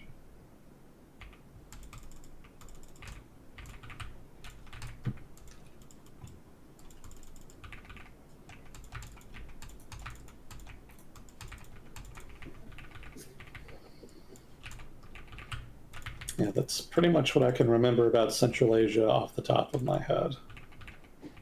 That's a good deal more than me. Yeah, it's a neat region. They deserve more attention than they get. Although I would appreciate it if they were, you know, less authoritarian. The human rights abuses are not a good look. I think Tashkent is the one that has that really cool mosque. I think it's like 500 years old or something like that. It's actually really, colorful. Was it topaz or something like that?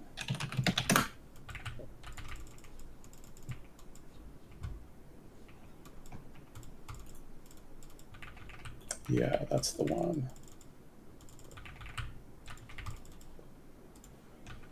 I'm having trouble finding the name, but there's one mosque that's very old in Tashkent, and it's been sort of restored after Uzbekistan became independent.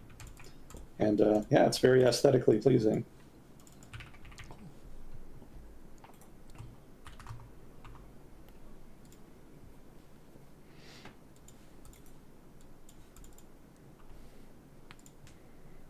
And one of the things that governments have done in the region is try to embrace Islam more.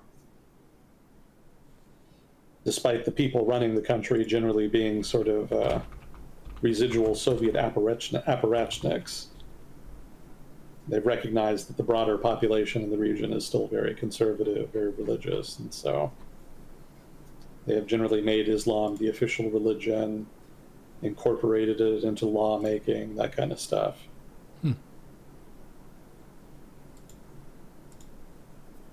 In Uzbekistan's case, that partly manifested as restoring mosques.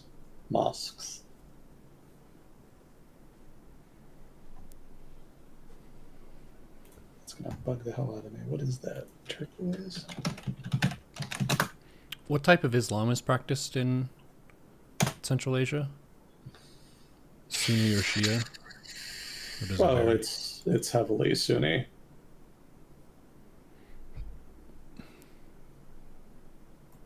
I think Shia Islam is only like Iran, parts of Iraq, and that's about it. Yeah. A little bit in Turkey, a little bit in Pakistan, but those are very small. Oh, Azerbaijan. Forgot all about them. Yeah, they're mostly Shia there.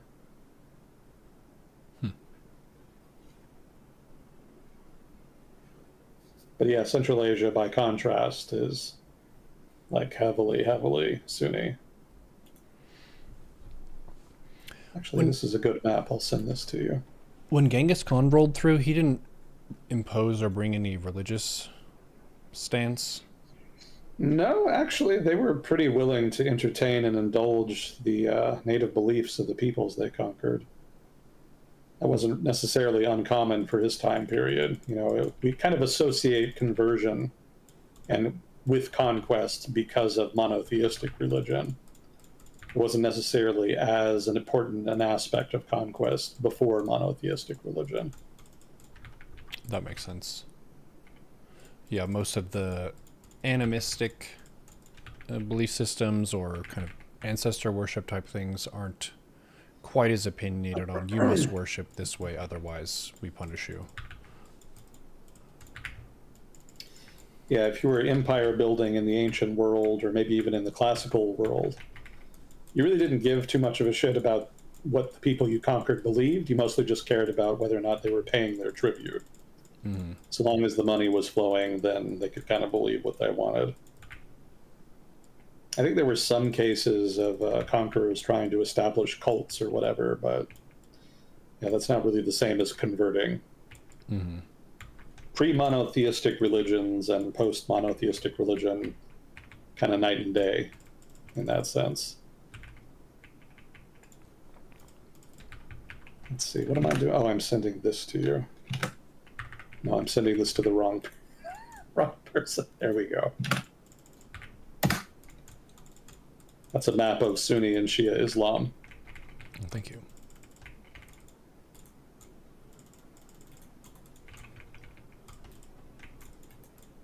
Yeah.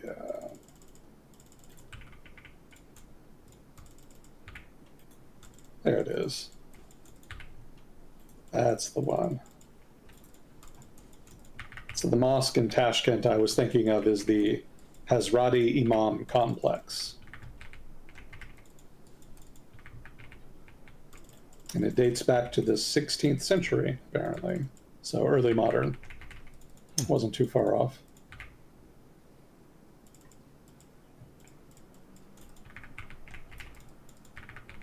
And it was sort of the last hurrah of the Silk Road.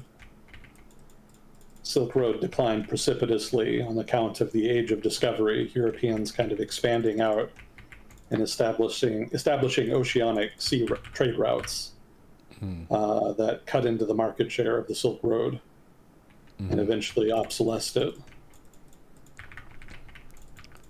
Didn't it come back though when people were buying drugs on the internet? Different Silk Road, I think. Yeah, Not quite as silky. not as silky now.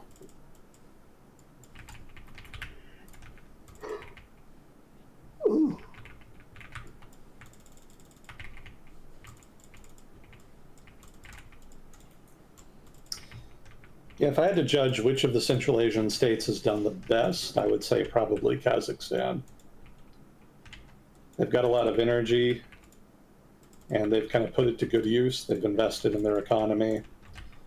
They've got corruption, but it's maybe not as bad as some of the other states in the region. And they've had pretty good economic growth consistently since the end of the Cold War. So yeah, overall, they're probably the big winners in that sense.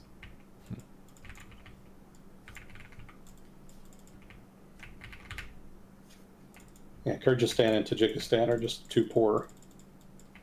They've had a much rougher time. Uzbekistan has a lot of potential, but the government there has not been as competent in managing their economy. To be fair, they don't have like the resource wealth that Kazakhstan and Turkmenistan do, so they're having to develop their economy the old-fashioned way. They don't get to cheat. I'm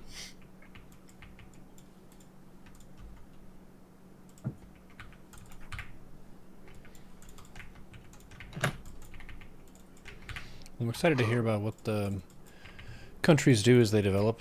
That's one of the fun things to witness in our lifetime is what the different players do on the board. I like seeing those little, it's like a time-lapse graph of the size of different religious groups over time. I saw one of those recently. Because I think Islam and Christianity are still growing. In developed countries, they're declining, but in Africa and some other places, they're both still finding new converts. Oh, yeah. Probably a good chunk of the upper echelon of the Vatican is going to be either African or Asian in the future. Yeah. Yeah, just being representative of the people who worship. Yeah, Africa's population is still growing. The Philippines' population is still growing. So on that count, presumably they will eventually comprise a disproportionate proportion of the global Catholic population.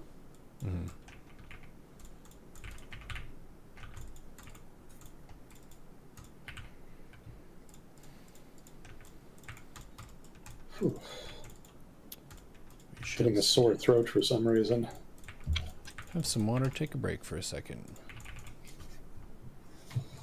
Chat, thanks for being here. Appreciate you. Reminder to take care of your body as well. Even as you're doing the amazing quest that life demands of you, you still have needs that need to be met. Stay hydrated, get the rest you need. I'm currently experiencing a rest period recovering from a little hamstring pull, so I'm not pushing it.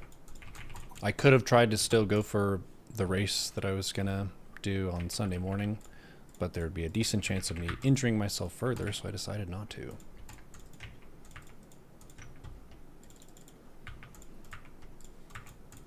Seems good. I made the mistake of eating Taco Bell today. Did you get the diarrhea lettuce? I saw it in the news. Not yet, but I totally forgot about it. And then I was reminded later today and just kind of smacked my head like, oh, that was dumb. I should not have done that. Yeah. I've been getting hooked on these short form videos of people going through people's meals and saying how many calories and how much protein are in things. And the thing that I think they consistently harp on across the different people who just make these videos are when you're looking for the health value for a lot of foods, having a better protein per carb ratio is really good. So if you have stuff that's more protein and fewer carbs, that's better than something that's almost all carbs and almost no protein. Because protein helps you build muscle. Muscle is just something that is burning calories throughout the day. So the less processed it is and the more protein is in it, generally the better it's going to be. There are lots of ways to kind of assess what you're having and find healthier options. Even on like fast food menus, they usually have a few healthy options, so you can make different compromises if you want to make it a little bit healthier for yourself. I'm pretty lucky to have been raised with some, say, fairly strict habits in terms of limiting sugar intake, so I don't really have a taste for a lot of the stuff that might be very tempting. I'll enjoy a donut and things now and then, though. I do like burritos, I like Mexican food, so I'm not someone who has like a pristine, perfect diet. I did try vegan for, 3.5 years? That's a thing. I gained a bunch of muscle when I switched off of vegan, and then I would say the main reason I shifted away from it was it's a pretty big inconvenience on the people you love and care about the most. And I don't really like being in that social role of I'm the one who's now causing the chef to need to make an adjustment for me. It feels like I'm not punishing the companies that are being cruel to animals. I'm punishing my friends and family. But to each their own. Yeah, that's pretty nice, not really growing up with too much sugar. That's a hard one to shake when you get older. Yeah. And then on top of that, I have a weird nerve condition where I don't have a functioning burp reflex. So if I have soda, I just feel bloated and shitty. So I can't even maintain a soda habit. It doesn't work for me. And that's a key offender for a lot of people in terms of a unhealthy thing.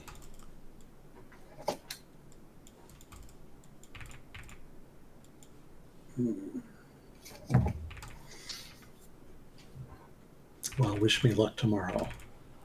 We'll see what happens with the parasites. Good luck with the poop lettuce. Yeah, why is it the lettuce that's causing the problem? Shouldn't it be one of those questionable pseudo meats they use? The lettuce is supposed to be the good guy.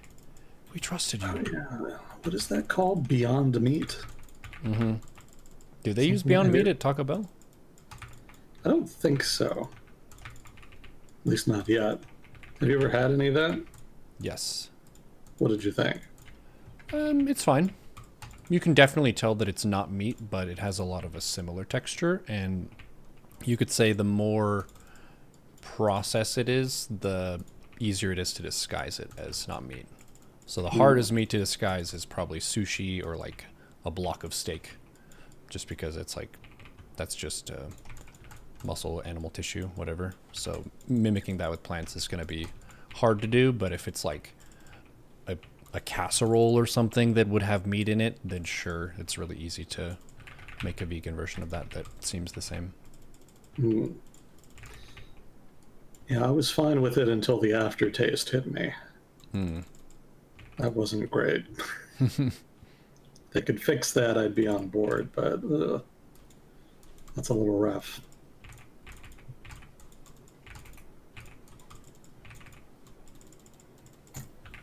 One of the weirdest things I had was basically a block of food coloring and gel that was meant to mimic sushi.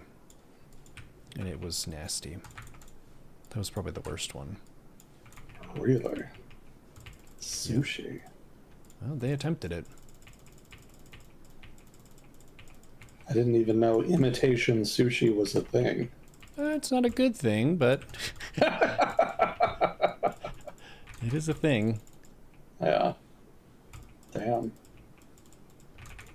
Well, they really will just try to make artificial anything, won't they? Mm-hmm.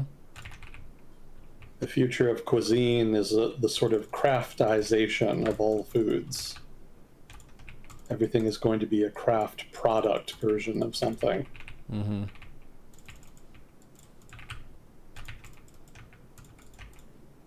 Craft beers.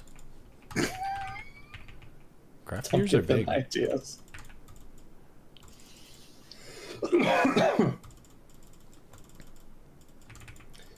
Well, what else did we want to do tonight? Well, if it was a slow week, we don't have to go super long, but we could also just hit a region of the world. I'm kind of curious about Spain again, since they just beat Argentina. What's the history between Spain and Argentina? That would be a fun one.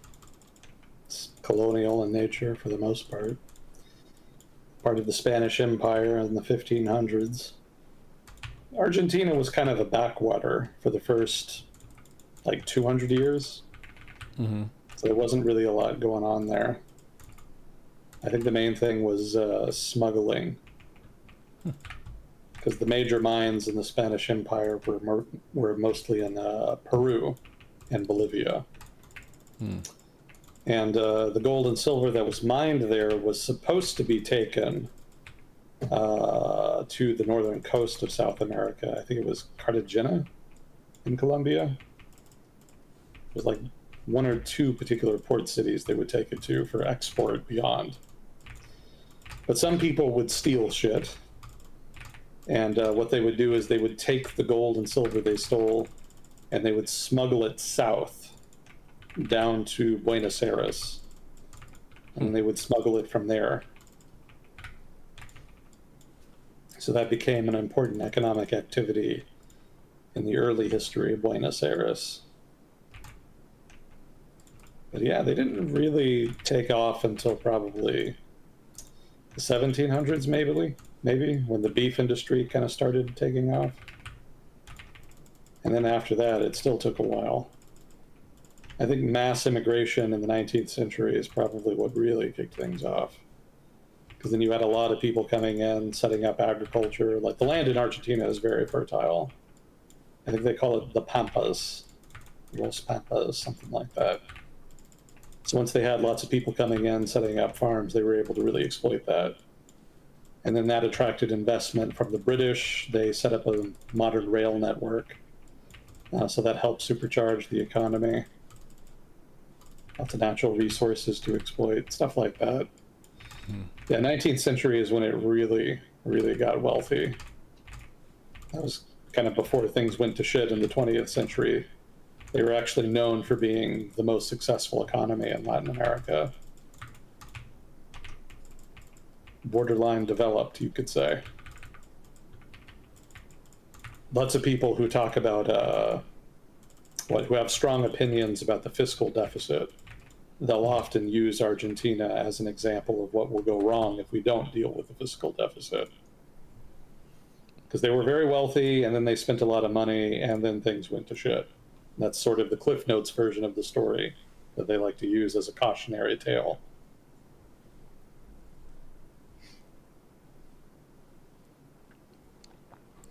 Chat's asking, Yeah, is it a rumor that Argentina got the Nazi post-war immigration? I mean, they got some, but it wasn't like they got a massive wave. Most of the German immigrants would have just been normal people trying to get out of what was a pretty dire economic situation in post-war Germany. And they didn't just go to Argentina; they also went to like the United States, Australia, other European countries. Yeah, there was a significant outflow. Germany was very hard to live in the 1940s. But yeah, there were some Nazis that escaped and went to Latin America, for sure. That's not a complete lie, but it's often exaggerated. Yeah, because not all of the Germans of Nazi Germany would have identified as Nazis or supported the party necessarily. Yeah. But yeah, I think there are probably a few cases of some of the war criminals who settled there, which is where the story comes from. Yeah, I think Mengele was one. Mm-hmm. I think he was hanging out there for a while. Actually, it may be Mengele who started that whole urban myth in the first place.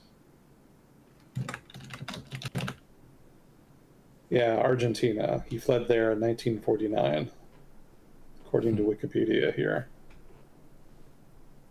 Oh, and then he went to some other places, Paraguay, Brazil. So we kind of moved around.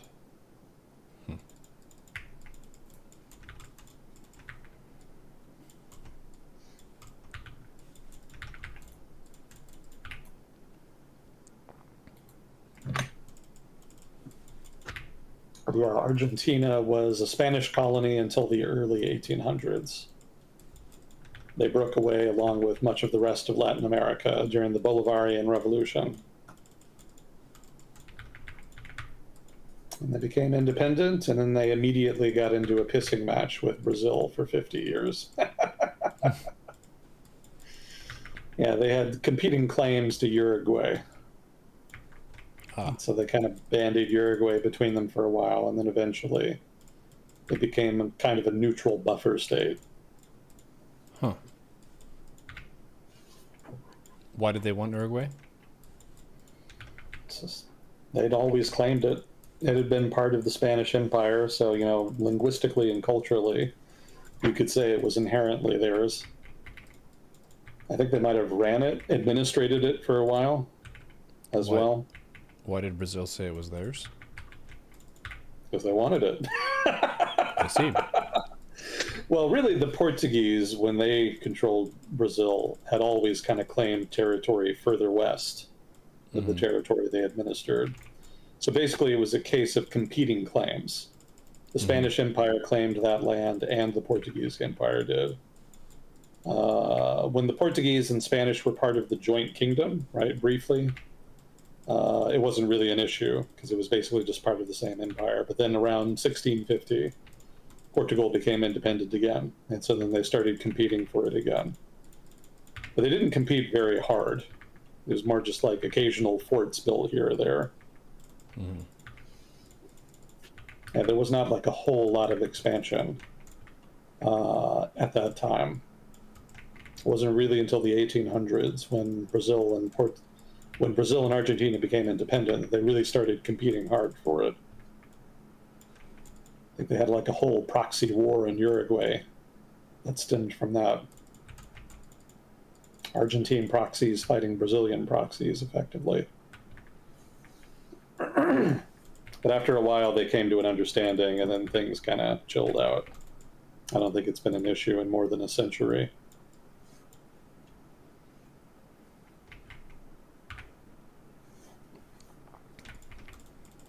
Yeah, they didn't mention it in the World Cup, but they didn't face Brazil. That would have been too hard for their bracket they were dealt.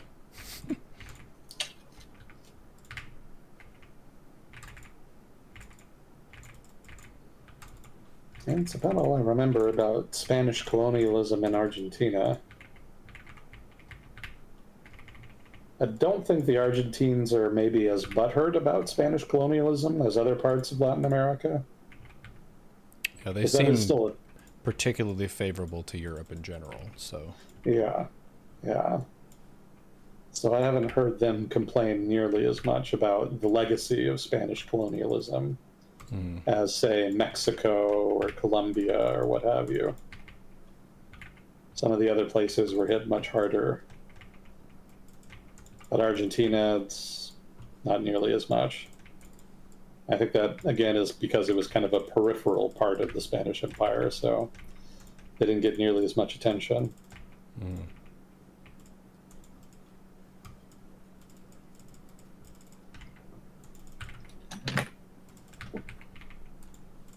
Spain's loss. It's a nice place. yeah, it seems like kind of a part of the random deal of the map is how good your land is for farming, because that's a big part of how your population is going to develop. If it's not good for growing stuff, then you can't really feed a growing population.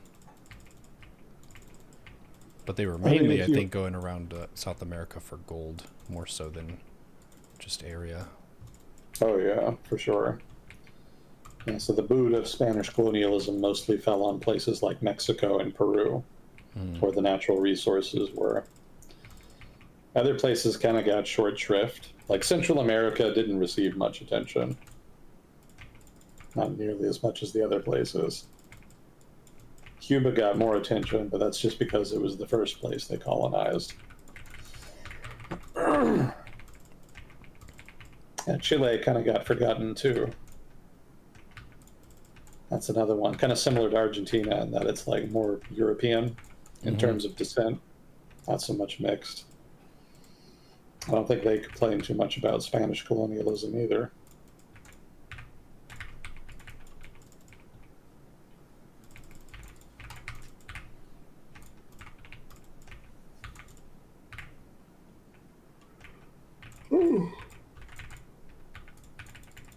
Excuse me.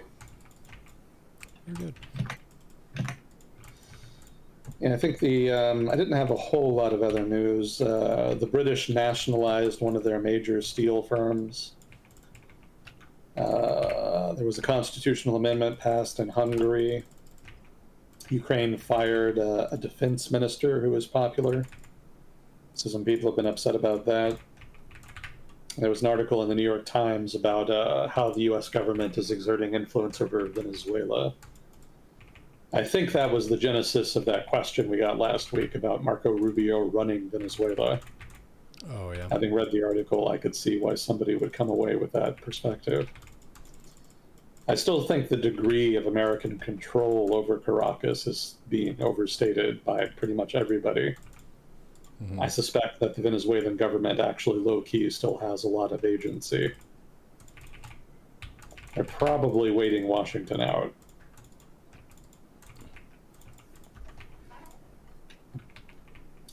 And somebody on YouTube requested an economic history of Germany. So I had some notes about that. Nice.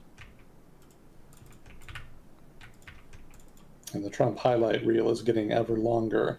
Oh boy. Yeah. Lots of drama there. But yeah, we don't necessarily have to do any of that like tonight. Sure. We've been going for It's over not 2 hours, so I'd say pick your poison in terms of how much you want to dig into stuff. Gotcha.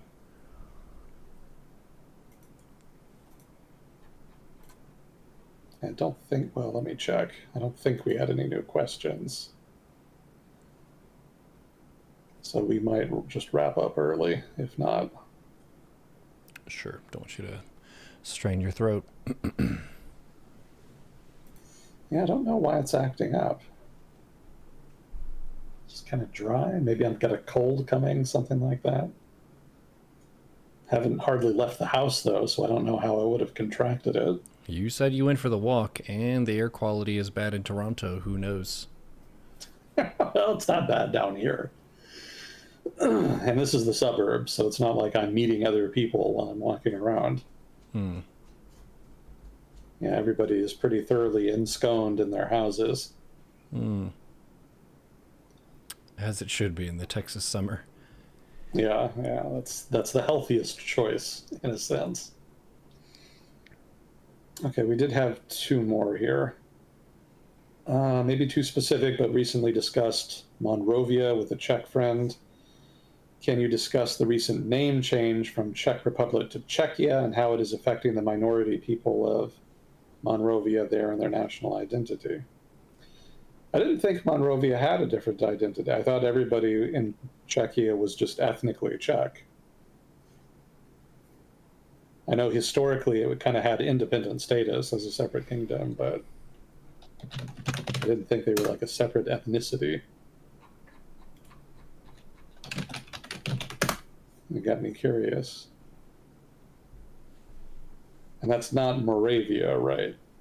That's something different. Never heard of Moravia.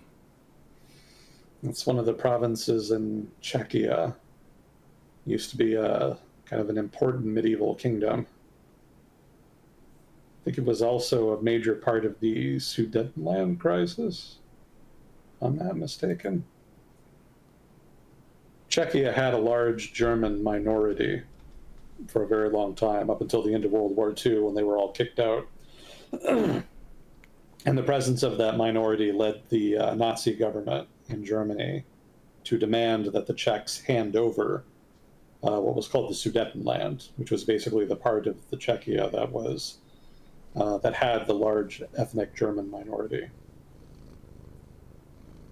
And so that precipitated the Munich Agreement, where the West famously backed off and basically allowed the Germans to seize Czech territory unchallenged. Hmm. But this is a little different, I guess. Yeah, the name change from Czech Republic to Czechia was just done for, from what I read at the time anyway, was done to make the country's name easier for foreigners to pronounce. Since Czech Republic is kind of a mouthful, Czechia is easier. So partly Meanwhile, market. Democratic Republic of the Congo. Yeah, yeah, DR Congo is still down there. Probably should have kept it Zaire. That's what it was called during much of the Cold War. But that change was imposed by a dictator who was very unpopular, so maybe not a surprise they reversed it. But anyway, with Czechia, yeah, I think they just wanted to make it a little easier, a little more marketable, so to speak. Mm-hmm. Also, isn't that what they called it in the country anyway? Did they ever call it Czech Republic in the actual Czech Republic? I would defer to chat on that. Now, as far as how it's affecting the minority people of Monrovia, that's beyond my ambit.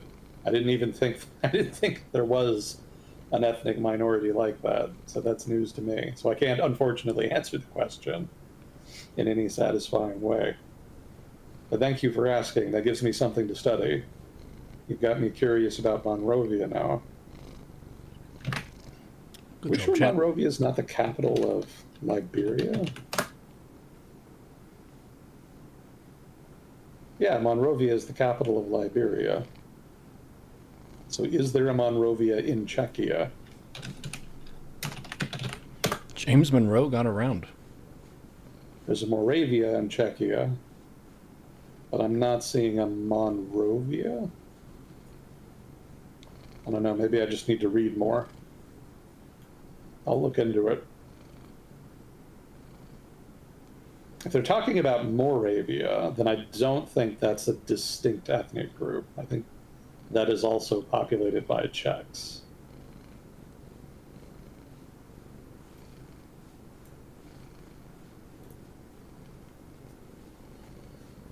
Well, if you want a fun Czech history fact, I was reading a little bit about this a while ago when I was drawing up the economic history of Germany notes.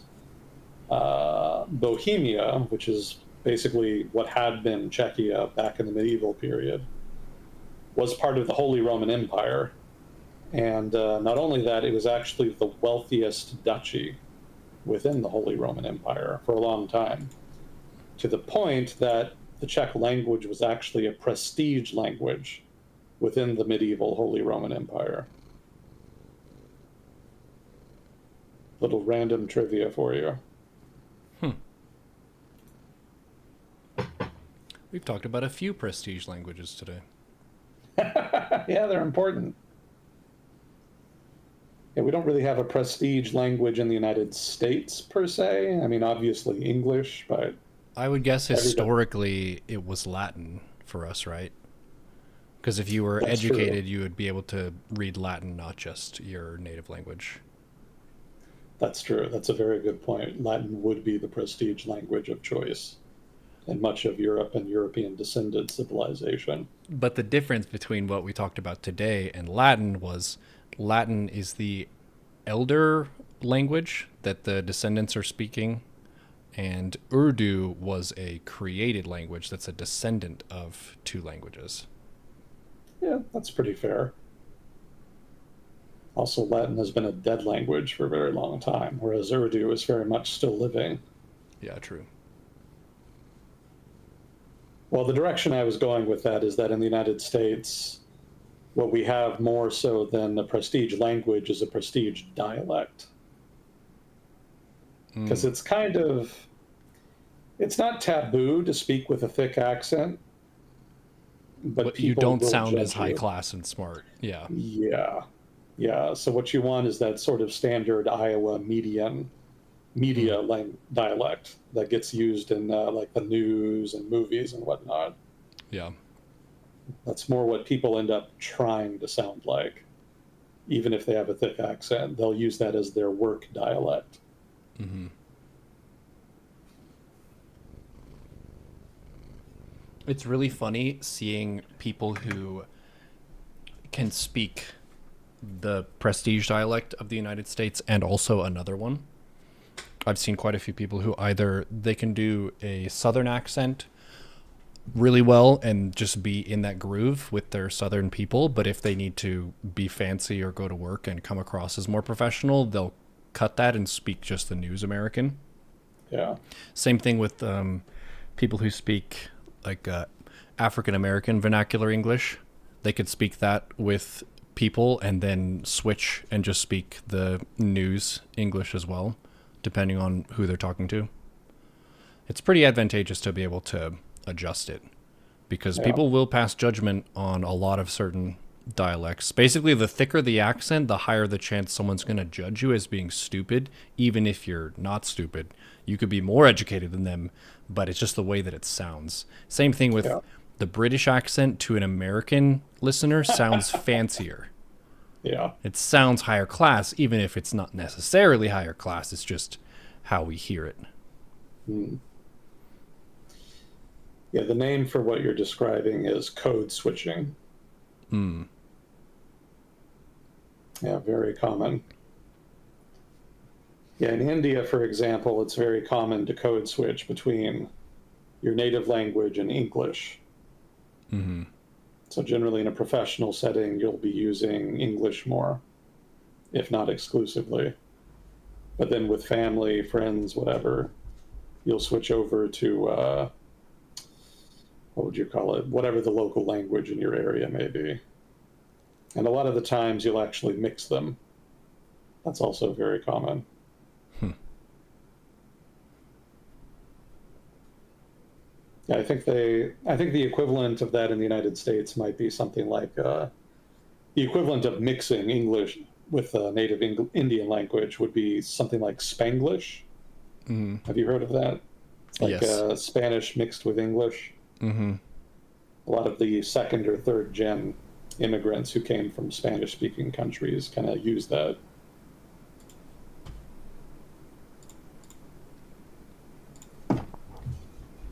I have heard of that one.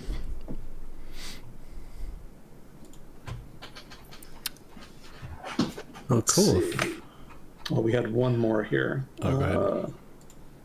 As someone that resides in the US, how do you guys deal with all the crazy news that's happening? Like, how do you take in and process these things that are happening now? I mean, there's not much I can do about them, is there? Like, you either mobilize and try to do something about it, or if you can't or won't do that, then you just passively accept it. Like, there's not really a third option there. If we're Yeah, I nitpicking guess. words, I would say a person can abide it, even if they don't necessarily like the current state of Yeah. affairs. You will exist through it because you don't feel like you have the agency to change it. But yeah, you also don't rage at it because that spends energy that doesn't get you anywhere. Yeah, I was about to say, like, you should either be very proactive, trying to provide solutions, do things, or you should just, like you say, endure it. But the worst thing you can do is obsess over it and then not be proactive, because then you're basically just driving yourself insane and you'll have nothing to show for it. Yeah. Yeah, our rage bait media culture kind of conditions people to do that, but it's very unhealthy. Like, do not do that. You can believe what you want. I'm not your mother. I'm not gonna tell what to believe on here, but yeah, don't like just consume partisan media nonstop 24/7. That is a sure way to make yourself crazy. One of our chatters, J-Dub, is organizing against a $15 billion data center in his home county. He has signatures for a petition for a 3-year moratorium. Good on you. Yeah, I think local stuff is your best shot at getting momentum as well, because the problems are a lot easier to point to. Like, that's a direct problem that you can find other people who might agree with you and you can get some momentum. there are larger. That's a much better thing to spearhead than, like, in my opinion, the abortion debate or people arguing about like identity politics and stuff. Those are such large topics that are very nebulous and very opinion based. But a data center is like a block that goes on the floor that would compete with other stuff in the community. So regardless of your politics, that's something that's kind of in the way and a shared problem. So yeah, good on you. Yeah, engagement does work. Even if it fails, I think it's more healthy psychologically. Yeah, slacktivism isn't going to do it. I'm raging in the Facebook comments, but the world isn't changing. Well, maybe you didn't rage hard enough, or maybe the Facebook comments are not where the battle is fought. Oh, God. I couldn't imagine going online and telling people to rage harder. Is that even possible? But if you did say that, then you could get more money. A lot of people are in it for the money. Yeah, that's true. Yeah, there's a strong incentive there. The grift is real. Oh, fuck, is it ever? For as long as I can remember, but especially now. I really like well, I don't know if I like it. I'm amused by people's ability to speak with confidence about things that are either entirely fictitious or blatantly false. You can find people who will just talk for hours and hours about the ancient alien base under the ice in Antarctica and the reptilians in the government that are steering stuff. And they'll just go and go and go and keep talking about it like this is all certifiable, true information. And people, because we have a credulity bias where we tend to believe more so than we disbelieve when a person makes a statement, especially from a charismatic person, you can get away with all kinds of crap. If you say it with enough confidence and enough gusto and your personality is strong enough, people will follow you. They will believe that, or they'll at least give you the benefit of the doubt and let you get away with it. And I think that's a big part of Trump's whole persona is he's gregarious in the way that he talks like a regular rambling old guy.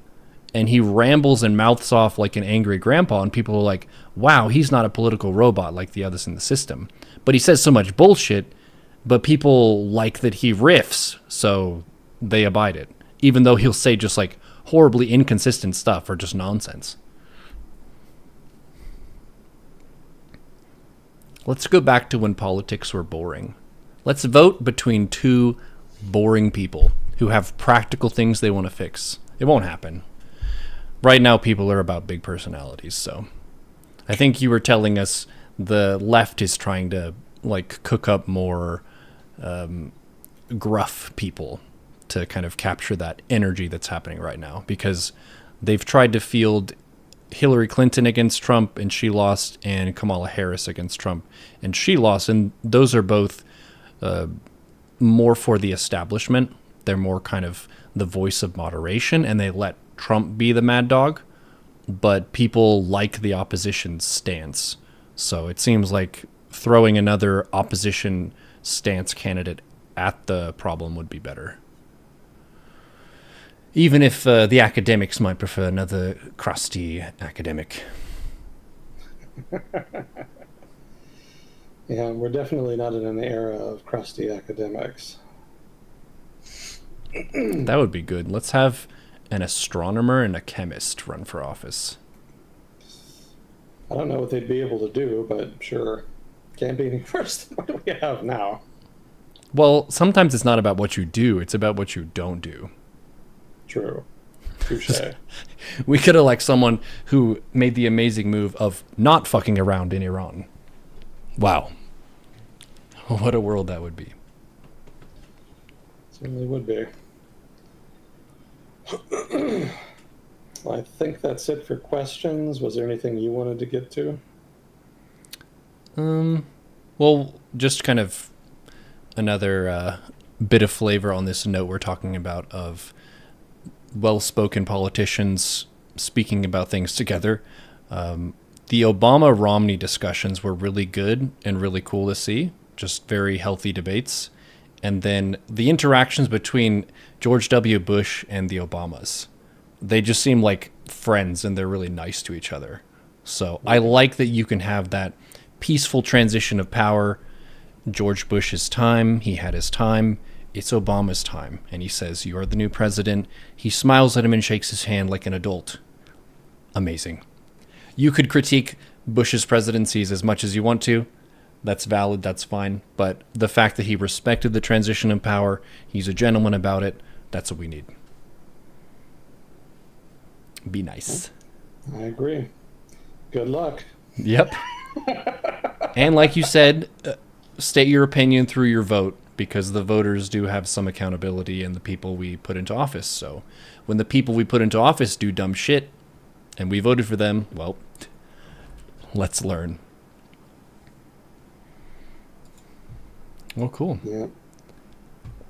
Well, we can let you rest your voice. I don't want you to strain yourself.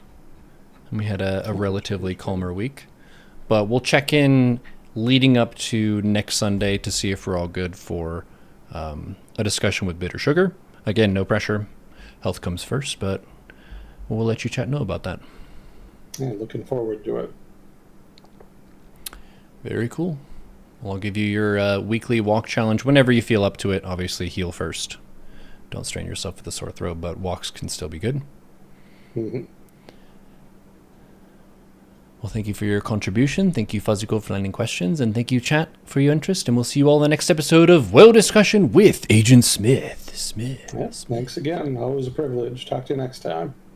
GG.